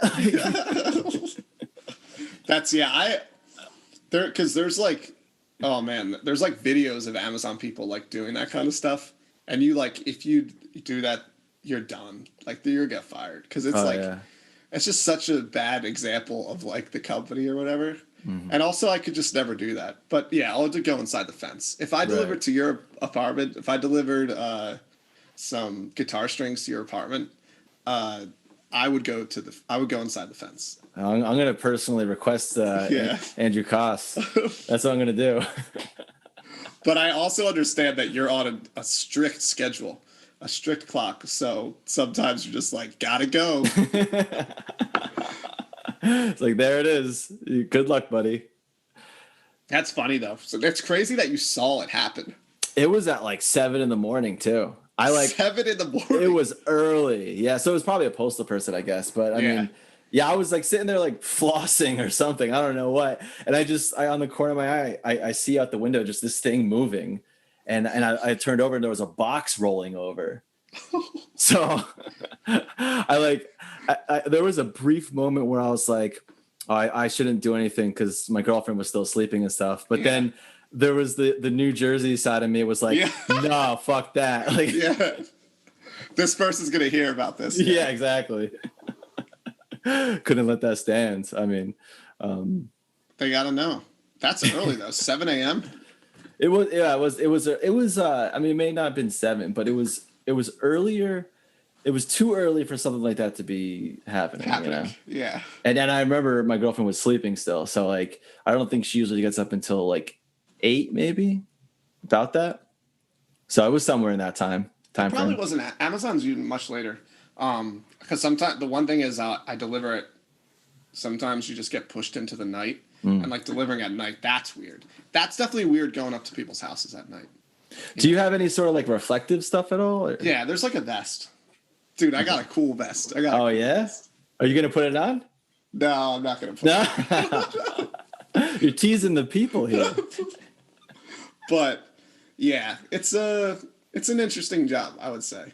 Definitely nothing like I've ever worked. Yeah. But it's nice, like, especially during this time to like be totally by yourself. You know, you pick up all the packages and stuff at the warehouse, but after that, you're on your own, you know? You just... And I don't really interact with anyone. Sometimes you go in apartment buildings, but it's like, you know, it's been interesting. And it's been, like I said, it's been good to have something that's been happening so that also when you're at the job, you're like thinking, you're like, man, I can't wait to get home and like write some music or like play some saxophone. Yeah. It's just, yeah.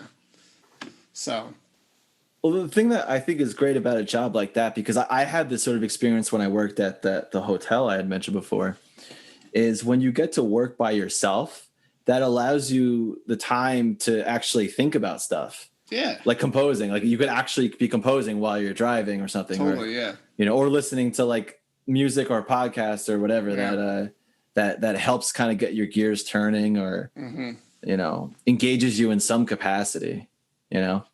Yeah, no, there's especially, listening to music and podcasts is like all I do because it's, you know, there's just driving, running up to a house, sprint up there, drop off that book, sprint back.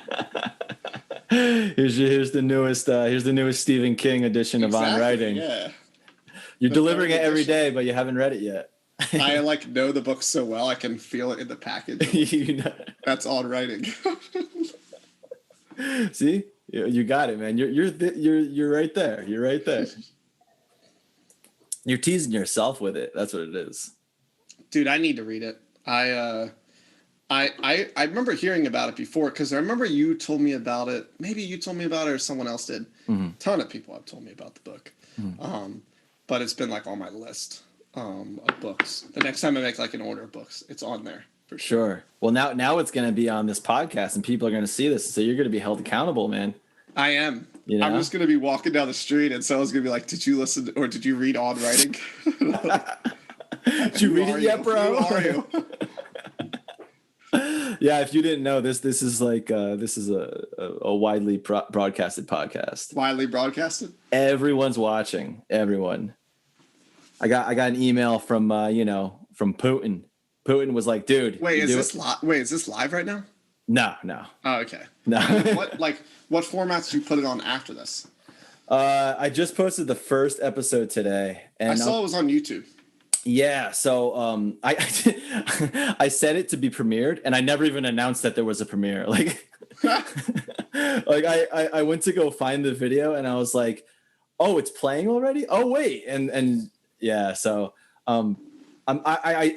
So here's an example of something where, like you were saying earlier, when it comes to applying to like call for scores and stuff, is like it's a little bit more reckless than it is, you know.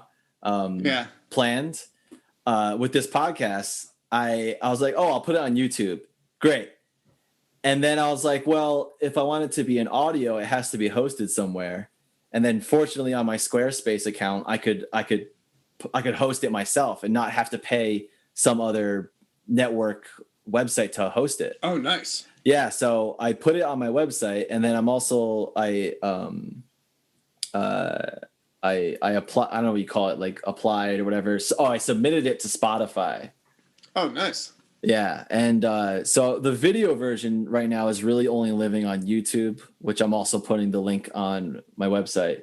But then there's also going to be an audio version that's on the website, and then hopefully Spotify as well. And then I'm going to also throw it up on wherever else I can. Yeah, you know, but that's like.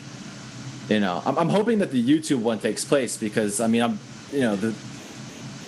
video aspect of it I think is important. It's great. Yeah, no, I think, YouTube is, there's so many different, for podcasts, there's so many different ways that people do it. And so many different, there's like, I think what I listen on is like Apple Podcasts. Is that what it's called? Yeah. The pink or purple one or whatever it is on the iPhone. The water heater's on again. It made another appearance. This is awesome that you're doing this, Adam. Oh, thanks, man. Yeah, that's like totally, and I think like a reckless aspect of this is good.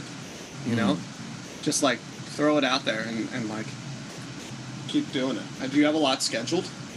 I have, I think, 4 scheduled right now, and my plan is to try to do 2 a week.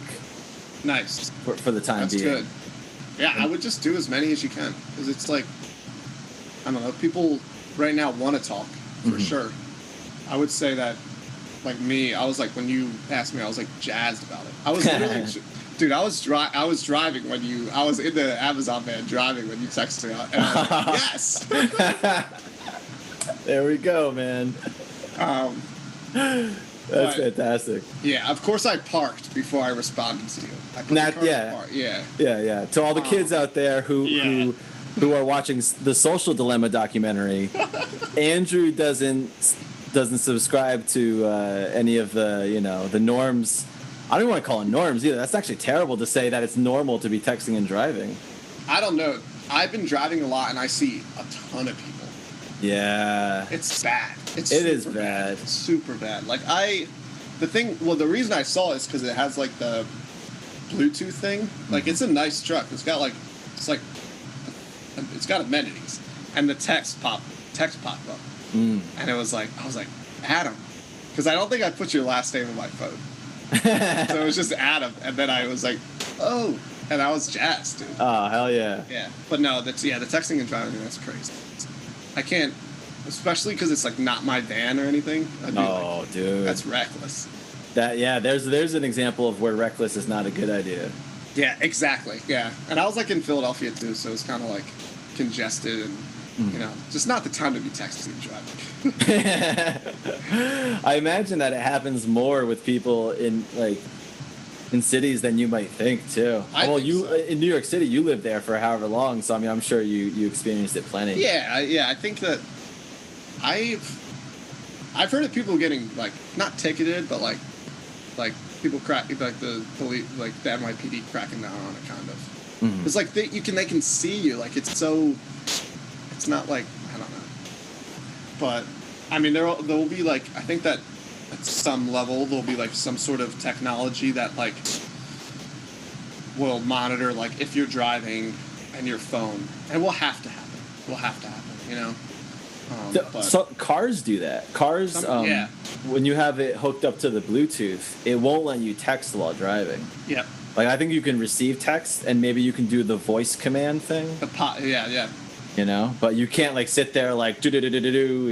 Yeah. Which is good. I think it's it just takes away that temptation. It's like if you really got to send something, just pull over and park. Right. Yeah. Yeah, or get like a Bluetooth going and call them on the freaking phone. Yo, I love talking on the phone. Yeah. I prefer it. It's just, I don't know. There's like nuance lost in text. That's such a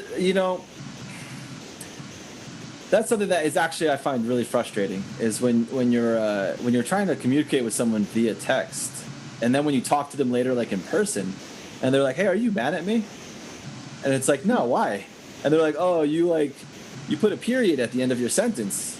And it just felt so, official, Yeah. And I'm like, no, man, I'm just using proper grammar. One thing that's interesting is, like, I used to buy, like, a ton of stuff off Craigslist, like guitar pedals and just, like, random stuff. And you'd be, like, texting with the guy.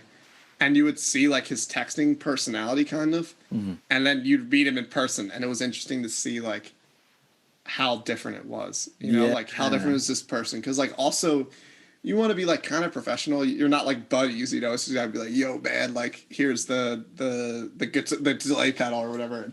But it's just, yeah, I don't know. Texting, it's definitely got a use, for sure. Sometimes you just got to send something out. But I much, much prefer talking on the phone. But the one thing is, have you ever tried using the voice thing for the text? It's like the little microphone. I don't know what the official name is for it. You have an iPhone? No. Even on even on like Google phones or Android phones, they probably still have it. But basically, like, you click the little microphone and you just talk. And I've talked for a long time before, and it transcribed the whole thing, pretty much word for word. That's crazy. It's crazy. That's wow. Yeah. Technology's getting crazy, Adam. It is. Yeah. Well, this is totally leaning towards the social dilemma again. Yeah. Of it kind of taking over. And one thing that I thought was funny, which they probably purposely put in, was like at the very beginning of the film when they start to introduce the people they're interviewing, and the people are sitting down in the chairs to like start the interview. Like they'll be sitting there, and then all of a sudden they'll go like this. Yeah. Like, and it's like it's so funny that they're even showing it. Oh, yeah. It's such a meta thing, Well, yeah, because I think they like let the camera roll, and then they just waited for them to inevitably, And they all those people freely admit that they're addicted to like their devices and stuff. Right, right. Even though they created a lot of the things that, yeah, that's a crazy documentary. I might even watch it again. It might be worth it. I mean, I do you do anything to temper your cell phone use at all? Uh, yeah, it's been good with quarantine because it's like almost habits you want to form. You can almost like you're almost like you have like the perfect like time to form them because you're just at home. Mm-hmm. You're not like you don't have the excuse of like being in all these different places.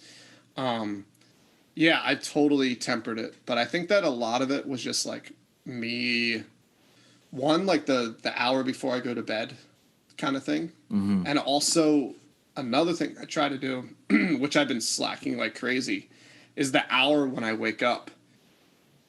Or at least an extended amount of time when I wake up. Mm-hmm. And the main thing is like not to just wake up and roll over and then go on the phone, Because that's like, I don't know, that just sets a weird precedent for the day for me. Dude, I'm so with like you. Like if I just you just get up, don't look at your phone, make some coffee, go outside, and then look at your phone. I feel like if everyone in the world did that for the rest of their life, there'd be millions of years added to all those, millions of years added to their lives.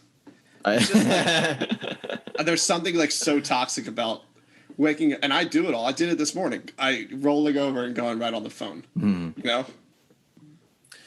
It's so easy to do. Like looking at email and stuff. It's just like, why? Yeah.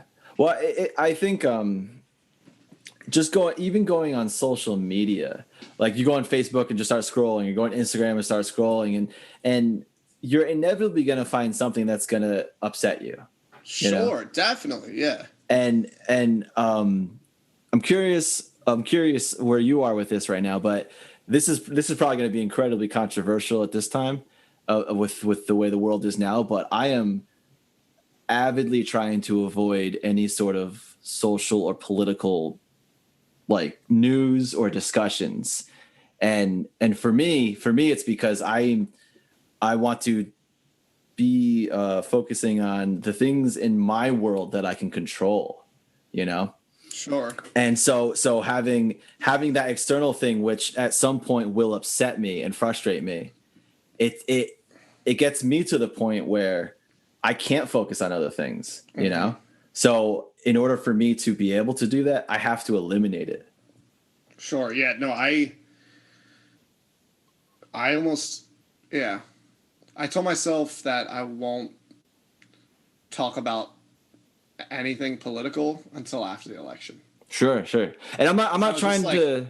No, it's tough. I mean, and it's like it's way more intense than it's ever been. Oh yeah. But it can't be. The right thing to do is not just reading everything you possibly can read. Exactly. Yeah. I think there could be a happy medium for you where you're just like kind of aware of what's happening, but if it's healthier for you to be disconnected, I think that's the right thing to do.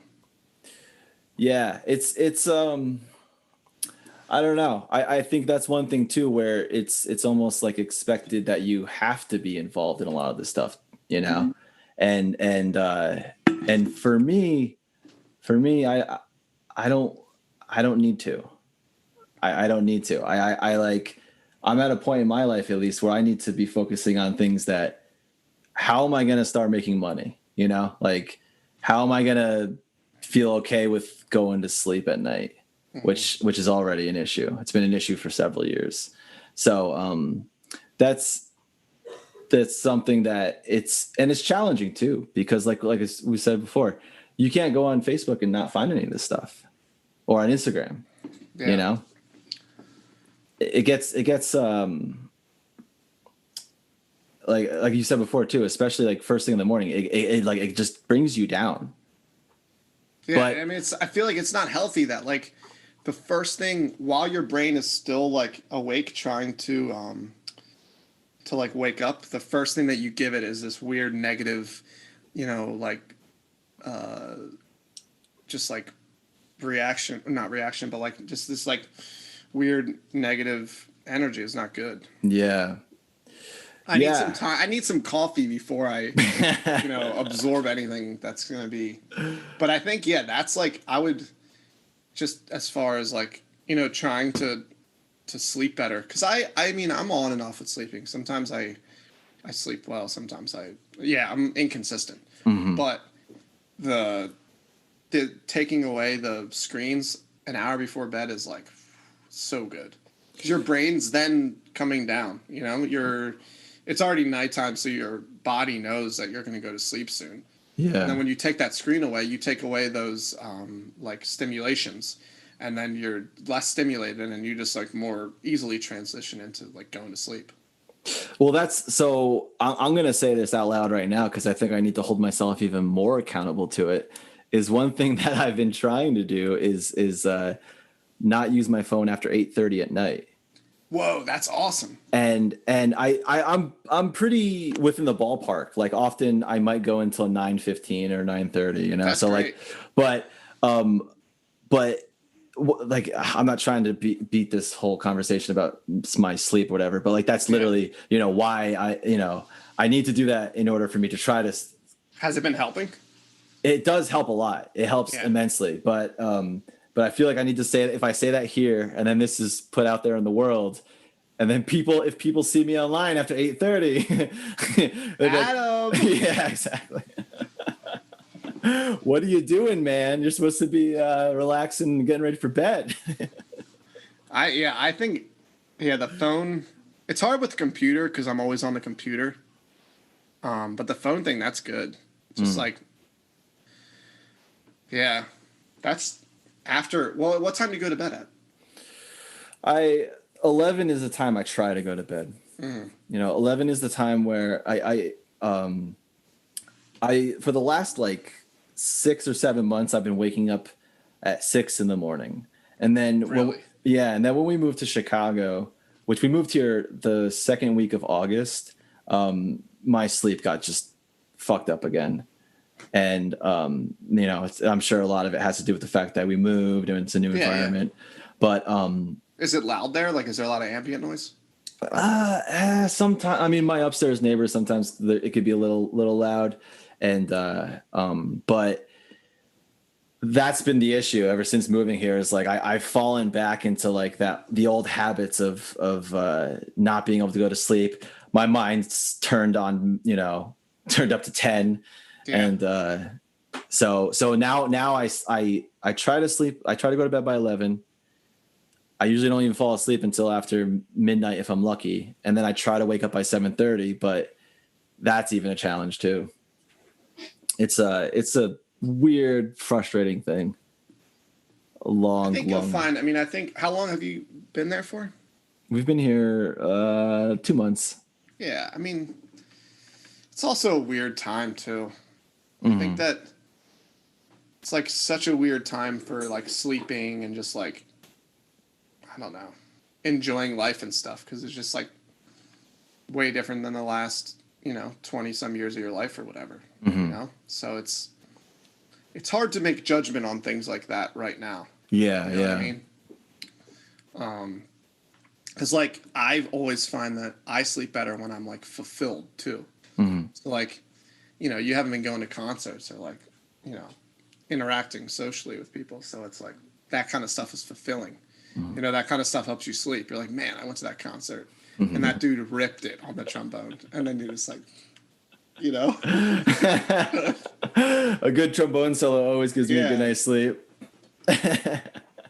So it's tough to make decisions or make like assumptions and about why things aren't working out, at least during this time. I think it's just like a year or more of just like trying to let it happen, or trying to make the best of it.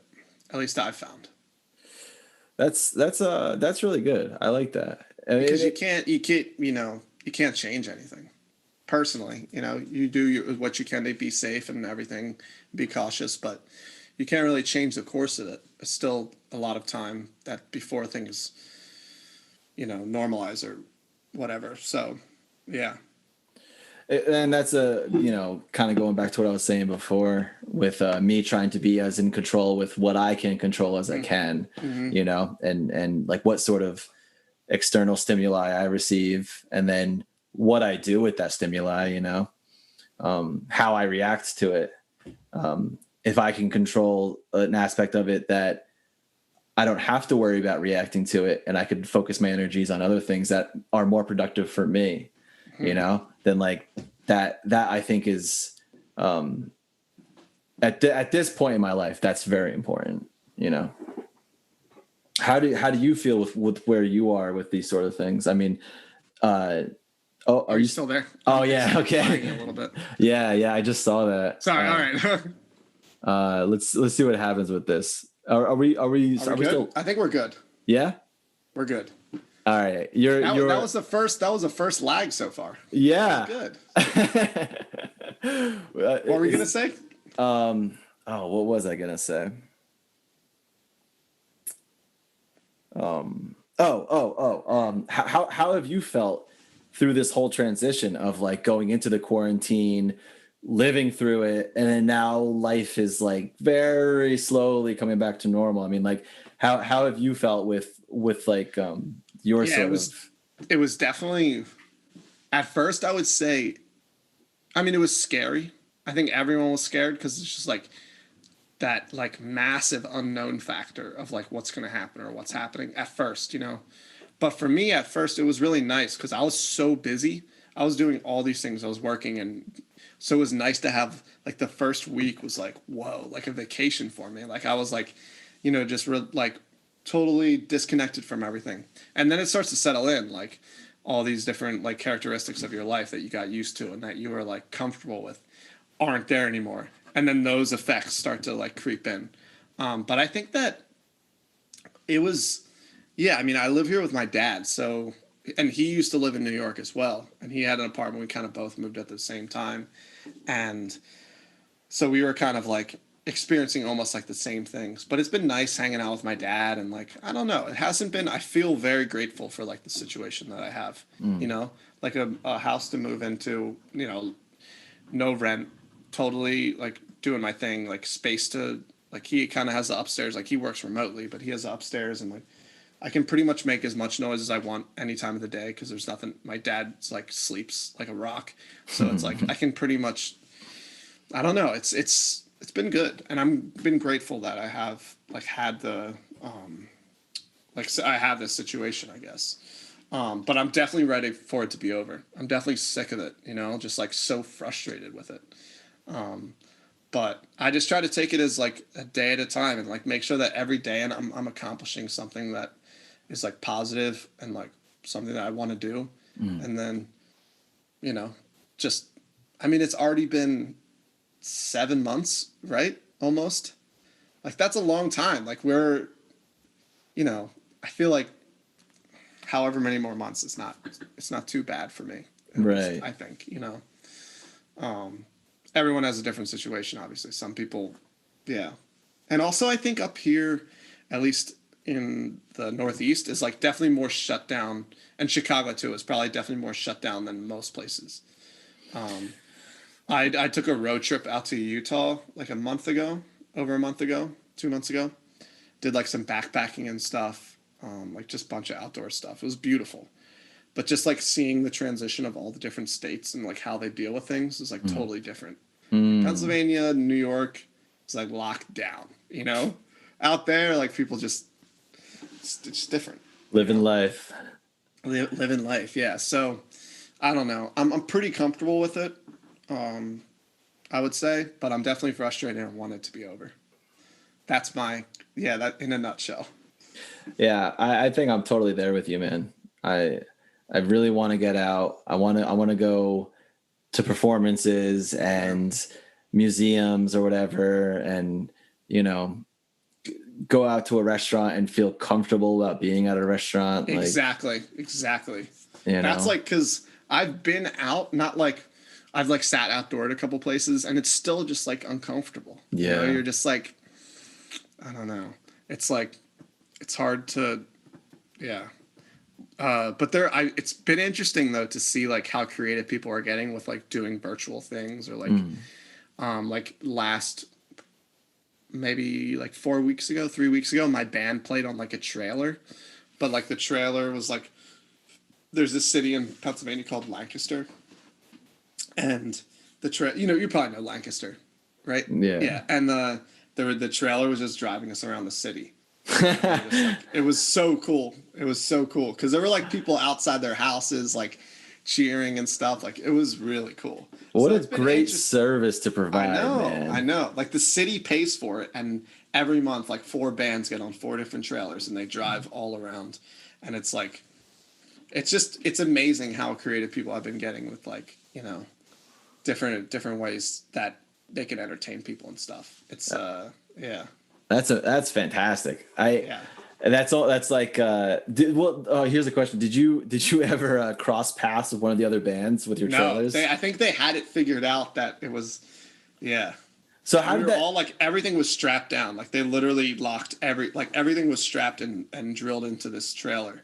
Because we have like a lot of stuff. Like we have a vibraphone and got keyboards and stuff. So it's like, it's not just like guitar, bass, drums. Like jam. This is like a lot of equipment, but it all stayed down. It was so fun, and also it was fun for us because like we hadn't played for like a year at that point, because we we'll do like little tours and then like a bunch of gigs like right in a row, and then we'll stop for a while. So it was like probably the last September we didn't play. It was like a year. So it was just fun to get together and play too. That's great. Yeah, beautiful night. It was fun. So how did that come about? The drummer just had a contact he's from Lancaster, and like one of his friends like helps run it or something like that, and they got us on there. That's cool. We got the call. Yeah, man. We got the call. We took it. Hey, when the demand is there. But yeah, that's like the only gig I've had pretty much. But that's I don't know. It's frustrating, but just got to keep on keeping on. That's definitely the nature of the situation that we're all too familiar with right now. Yeah. I mean, like these Zoom sessions is really, if it weren't for Zoom or Skype or whatever people are using, like there'd be a huge hole in the musical world right now. Oh yeah. Streaming and all that stuff. If that wasn't there, I think we'd all be in a bad place, or a worse place, I should say. Yeah. But yeah, I mentioned this when I was talking to James, or James Besaw, the first person I interviewed for this, is it's so great that we have this, this resource, and I think it will be even better. Hopefully, it'll maintain once things kind of will start to go back to normal. Oh yeah. No, I think there'll be like a ton of. Well, like Zoom had to get its act together at first. Like random people were jumping into calls and stuff like that, and like. Oh really? Well, yeah, like Zoom. They didn't have passwords and stuff because like. I guess I don't know what Zoom's function was before, I don't know how many people used Zoom before the pandemic. Mm-hmm. But once that hit, like every problem that Zoom had that they weren't realizing because not many people were using it was just put under, just taken and expanded. Because that millions of people were using it. Mm. Yeah, there'd be like classrooms and stuff, and then like since there weren't passwords or they didn't have the security set up.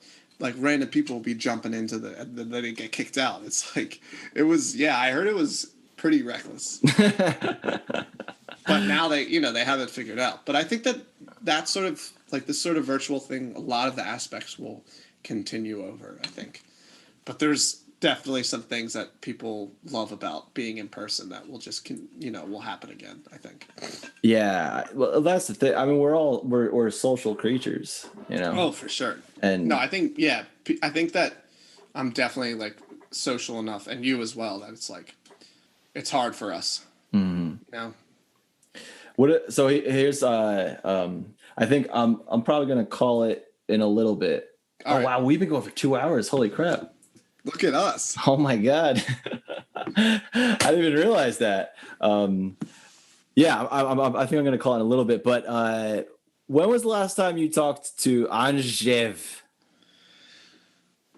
Like 2 weeks ago, I think, or Oh, yeah? a month ago. Yeah, we were just like hitting it up, or we were just messaging. He was telling me about Poland and like the situation there and everything. Yeah, I still don't know how to say his name. Andrzej. Andrzej. So to give some context for anyone that's listening to this, you and we met at a festival in Valencia, Spain. And your roommate during that time at the festival was this dude from Poland who his name was also Andrew, but the Polish pronunciation Andrzej, I don't know how to Killer piano player. Shreds. Oh my God. And great composer. Great, yeah. One of the things that I love about that guy is the photos that he takes.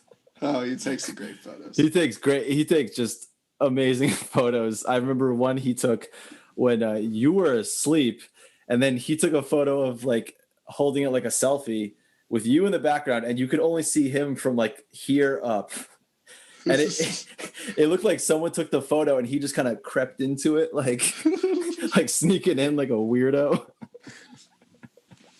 He had an eye for it. Oh, he has an eye for that kind of thing. Yeah, I probably talked to him like a month ago.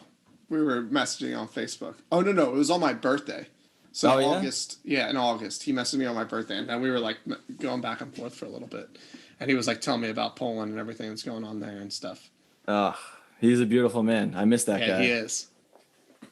Should I break out the microphone again? Yeah. And start serenading. Sing the Polish anthem. I don't know it.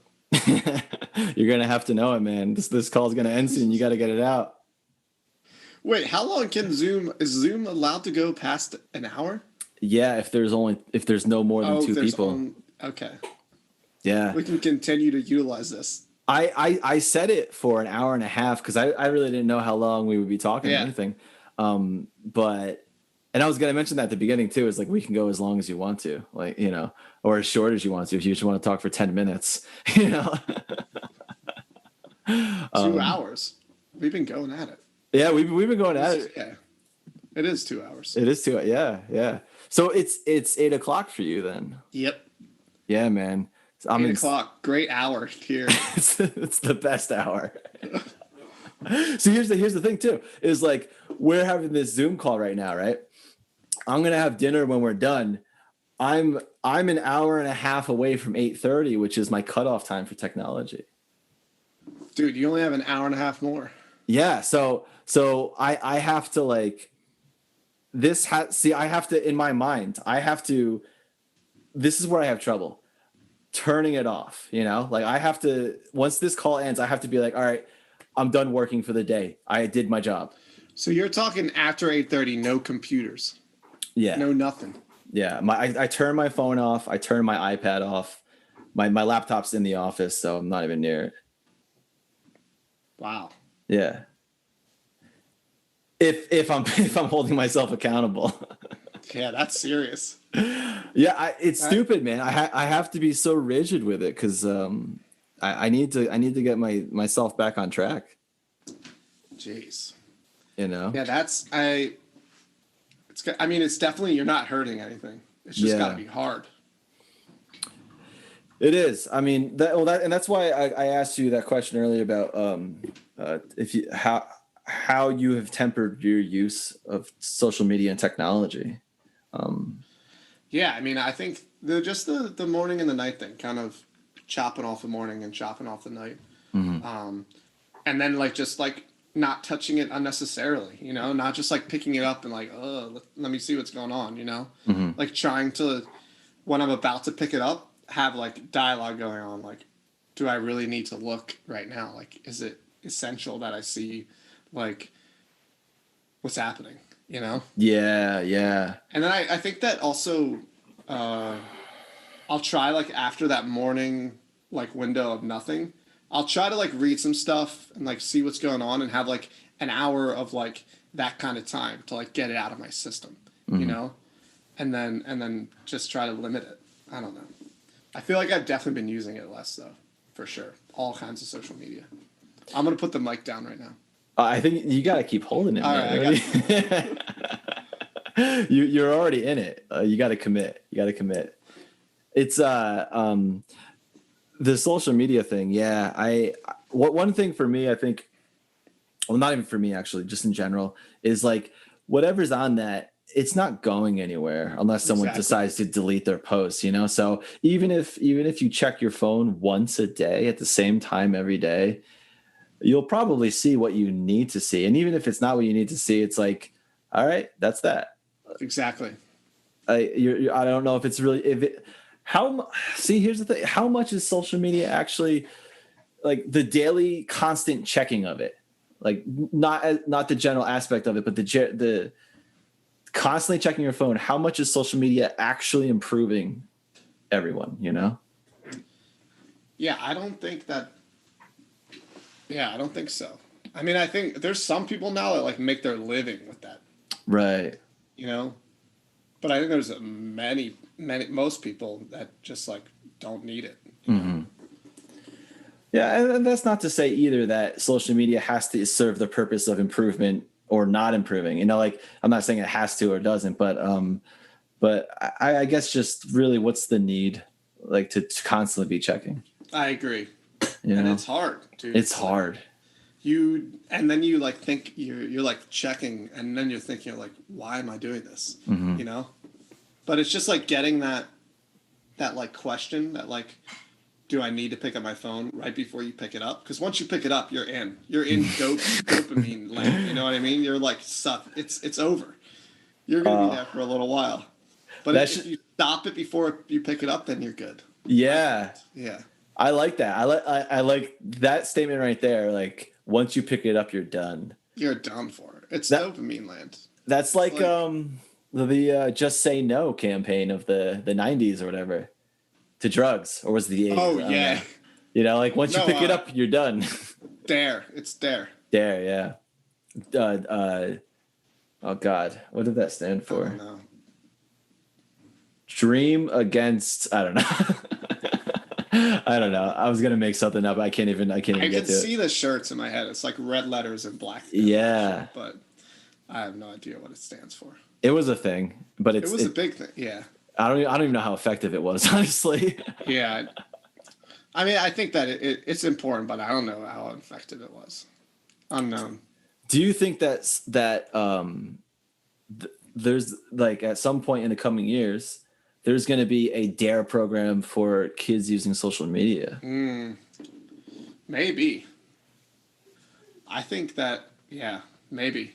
I don't even know what it's like in schools now. My mom's a school teacher, but I wonder what they do with the kids' phones. Like put them all in a box or something like that, or. I hope so, man. I hope that something happens because, like, I feel like I mean, it kind of sounds crazy, but like, I feel like every kid, like when you walk in, you just got to hand in your phone, and then when you leave school, you got to like, I don't know, because I had a phone like the last year of high school, I think. Mm-hmm. Yeah, me too. But it was like like it didn't have what phones have now. You know, like it was. I don't even think it had. Yeah, there was no social media on it. It was just like, dude, just texting your friends. Yeah. You know what I mean? Like it wasn't like important that you have it, but it also wasn't too distracting either because you couldn't really do anything with it. But yeah, I don't know. The world's crazy.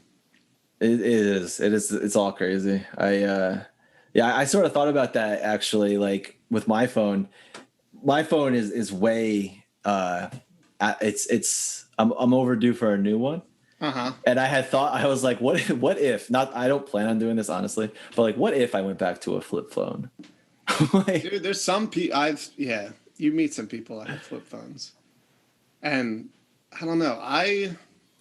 My phone definitely does some stuff that a flip phone couldn't do that I definitely rely on. Mm-hmm. Like I have calendars and like scheduling and stuff in there, but yeah. I mean, it's tough. Wait, what kind of phone do you have now?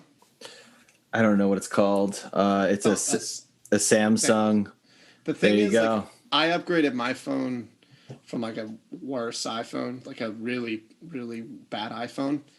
And dude, when you upgrade, it's just like it's gonna be crazy. Like you're gonna be on it so much. Right. Yeah, but you should upgrade. You should. Yeah, I will. But Honestly, it's just like I knew when I was upgrading, I was like, this is gonna consume me more. It just like looks better. Everything is easier and it looks better. You know. I think, yeah. I mean, You could go to the flip phone. I might. Who knows? I actually still have some of my flip phones, I think, from like years ago, and they have like this little camera Pop on that it. SIM card in there. Oh my god, Yeah. I could do that. I don't know. No, I mean, I'm. You would have to get back to that texting thing though. The T9. Yeah, T9. Yeah. Oh my god, yeah. You had to click. T9 is different. T9 like it like is like an algorithm to see what words you're typing. But no, I'm talking about the click where you had to triple click to get like a C. Yes. Yeah. Oh, that's funny, man. Oh my god, I remember. That took so long. It took like. And then there would be like, it was like, yeah, your dad or your mom when they first were trying to text, and they would send like a 5-word text, and it would take them like an hour. It's just like, but that's how it was. Now it's just like, I don't know. Yeah, and there would be so many misspelled words that it would be the wrong thing. Yeah, it would be like, because it would be like ABC, and then 1 would be the last one. So they would spell like a word, and there'd be like a number in the word because they, yeah. Oh, that's funny, man. Wow. It's so crazy to think about. Like, so different now. It's so different. Keyboard, you got, it's. What you said before, though, honestly, I would do the same thing about if I was a teacher and having kids come to class with phones. Like, and this also ties back to what we were saying earlier about like one's ability to focus. Like having that phone in your pocket is a constant distraction. And it impinges it. What's the word? Like impinge? Is that the word? Infringe. There it is. Yeah, you can see. You're like how I leaned into the microphone. You're like infringe, asshole. It infringes on your ability to concentrate. Yeah, I don't know. It's another daily battle. Mm-hmm. But I'm trying to limit it. It's not good. Yeah. I have a thing set for between certain hours of the day, I won't receive notifications. Oh, that's good. So like between when I wake up until I think noon, I'm not gonna find because like I'm dedicating that time to composing and then like checking emails and then doing other things to try and generate income and stuff. So yeah. Wait, how did you do that? It's somewhere in the settings. Like you go into the settings. Yeah. Some apps, some things. It's oh my god, man. Like going back to the social dilemma in a way. Some of these apps, you have to actually go into the app itself, the settings of the app, and tell it not to notify you. Yeah, I don't let any social media things give me notifications ever. That's good. That's good. And I still, even though I don't have the notifications, I still click on it. Right. Yeah. Doesn't matter, man. It's nothing's changing there. But yeah, I'm gonna try that because that's the thing. You like wake up in the morning and you got all these like notifications, and most of the time it's just dumb emails and stuff. But that's what gets you into the rabbit hole. Right. Like, oh, let me see what this dumb email is, and then you open it up, and next thing you know, it's like 30 minutes later, and you watch 7 YouTube videos, looked at a bunch of Instagram ads and stuff. It's like, oh god. Yeah, I think YouTube is my vice. That's the one that gets me. Their algorithm is crazy. How it suggests new videos is insane. I mean, yeah. Where do you find yourself drawn to the most? Which app? YouTube, probably. Yeah. Because you can listen to you listen to music on there, listen to a podcast. Like, YouTube's dangerous. Yeah. Yeah, no, it is. I especially like I started getting into the whole like save to watch later. Oh, I don't do that. You know? It'll know that I wanted to watch it, and it'll pull it up later. Yeah, oh, it does. It does that. It knows. I don't have to even adjust the algorithm. Or I don't even have to like save and like anything. It already knows what videos I like and what videos you just think about it and it's like, here you go. Yeah, exactly. God. Yeah, man. I think I'm gonna call it right about here. Yeah, that's cool. What do you think? Dude, this was nice. I'm about to eat dinner, so I'm down to call it whenever. Awesome. Yeah, I think I got purple mashed potatoes up there or something. What is purple mashed potatoes? Dude, I'll send you a picture. Please do. Yeah. I might tag it at the end of this podcast here. Dude, yeah. Tag. I think it's like, purple mashed potatoes. Well, I think it's like purple potatoes. You know what I mean? I've never heard of that. No. I'll send you a picture. All right. Is there anything else you want to tag on the end here? Any sort of like events coming up, or like nugget of advice, or just random thoughts? No, I would say, Adam, to you, keep doing this. Don't be like, oh, maybe I won't do a podcast this week. Do, you know. And if you need anyone, I'm sure you have a long list of people already.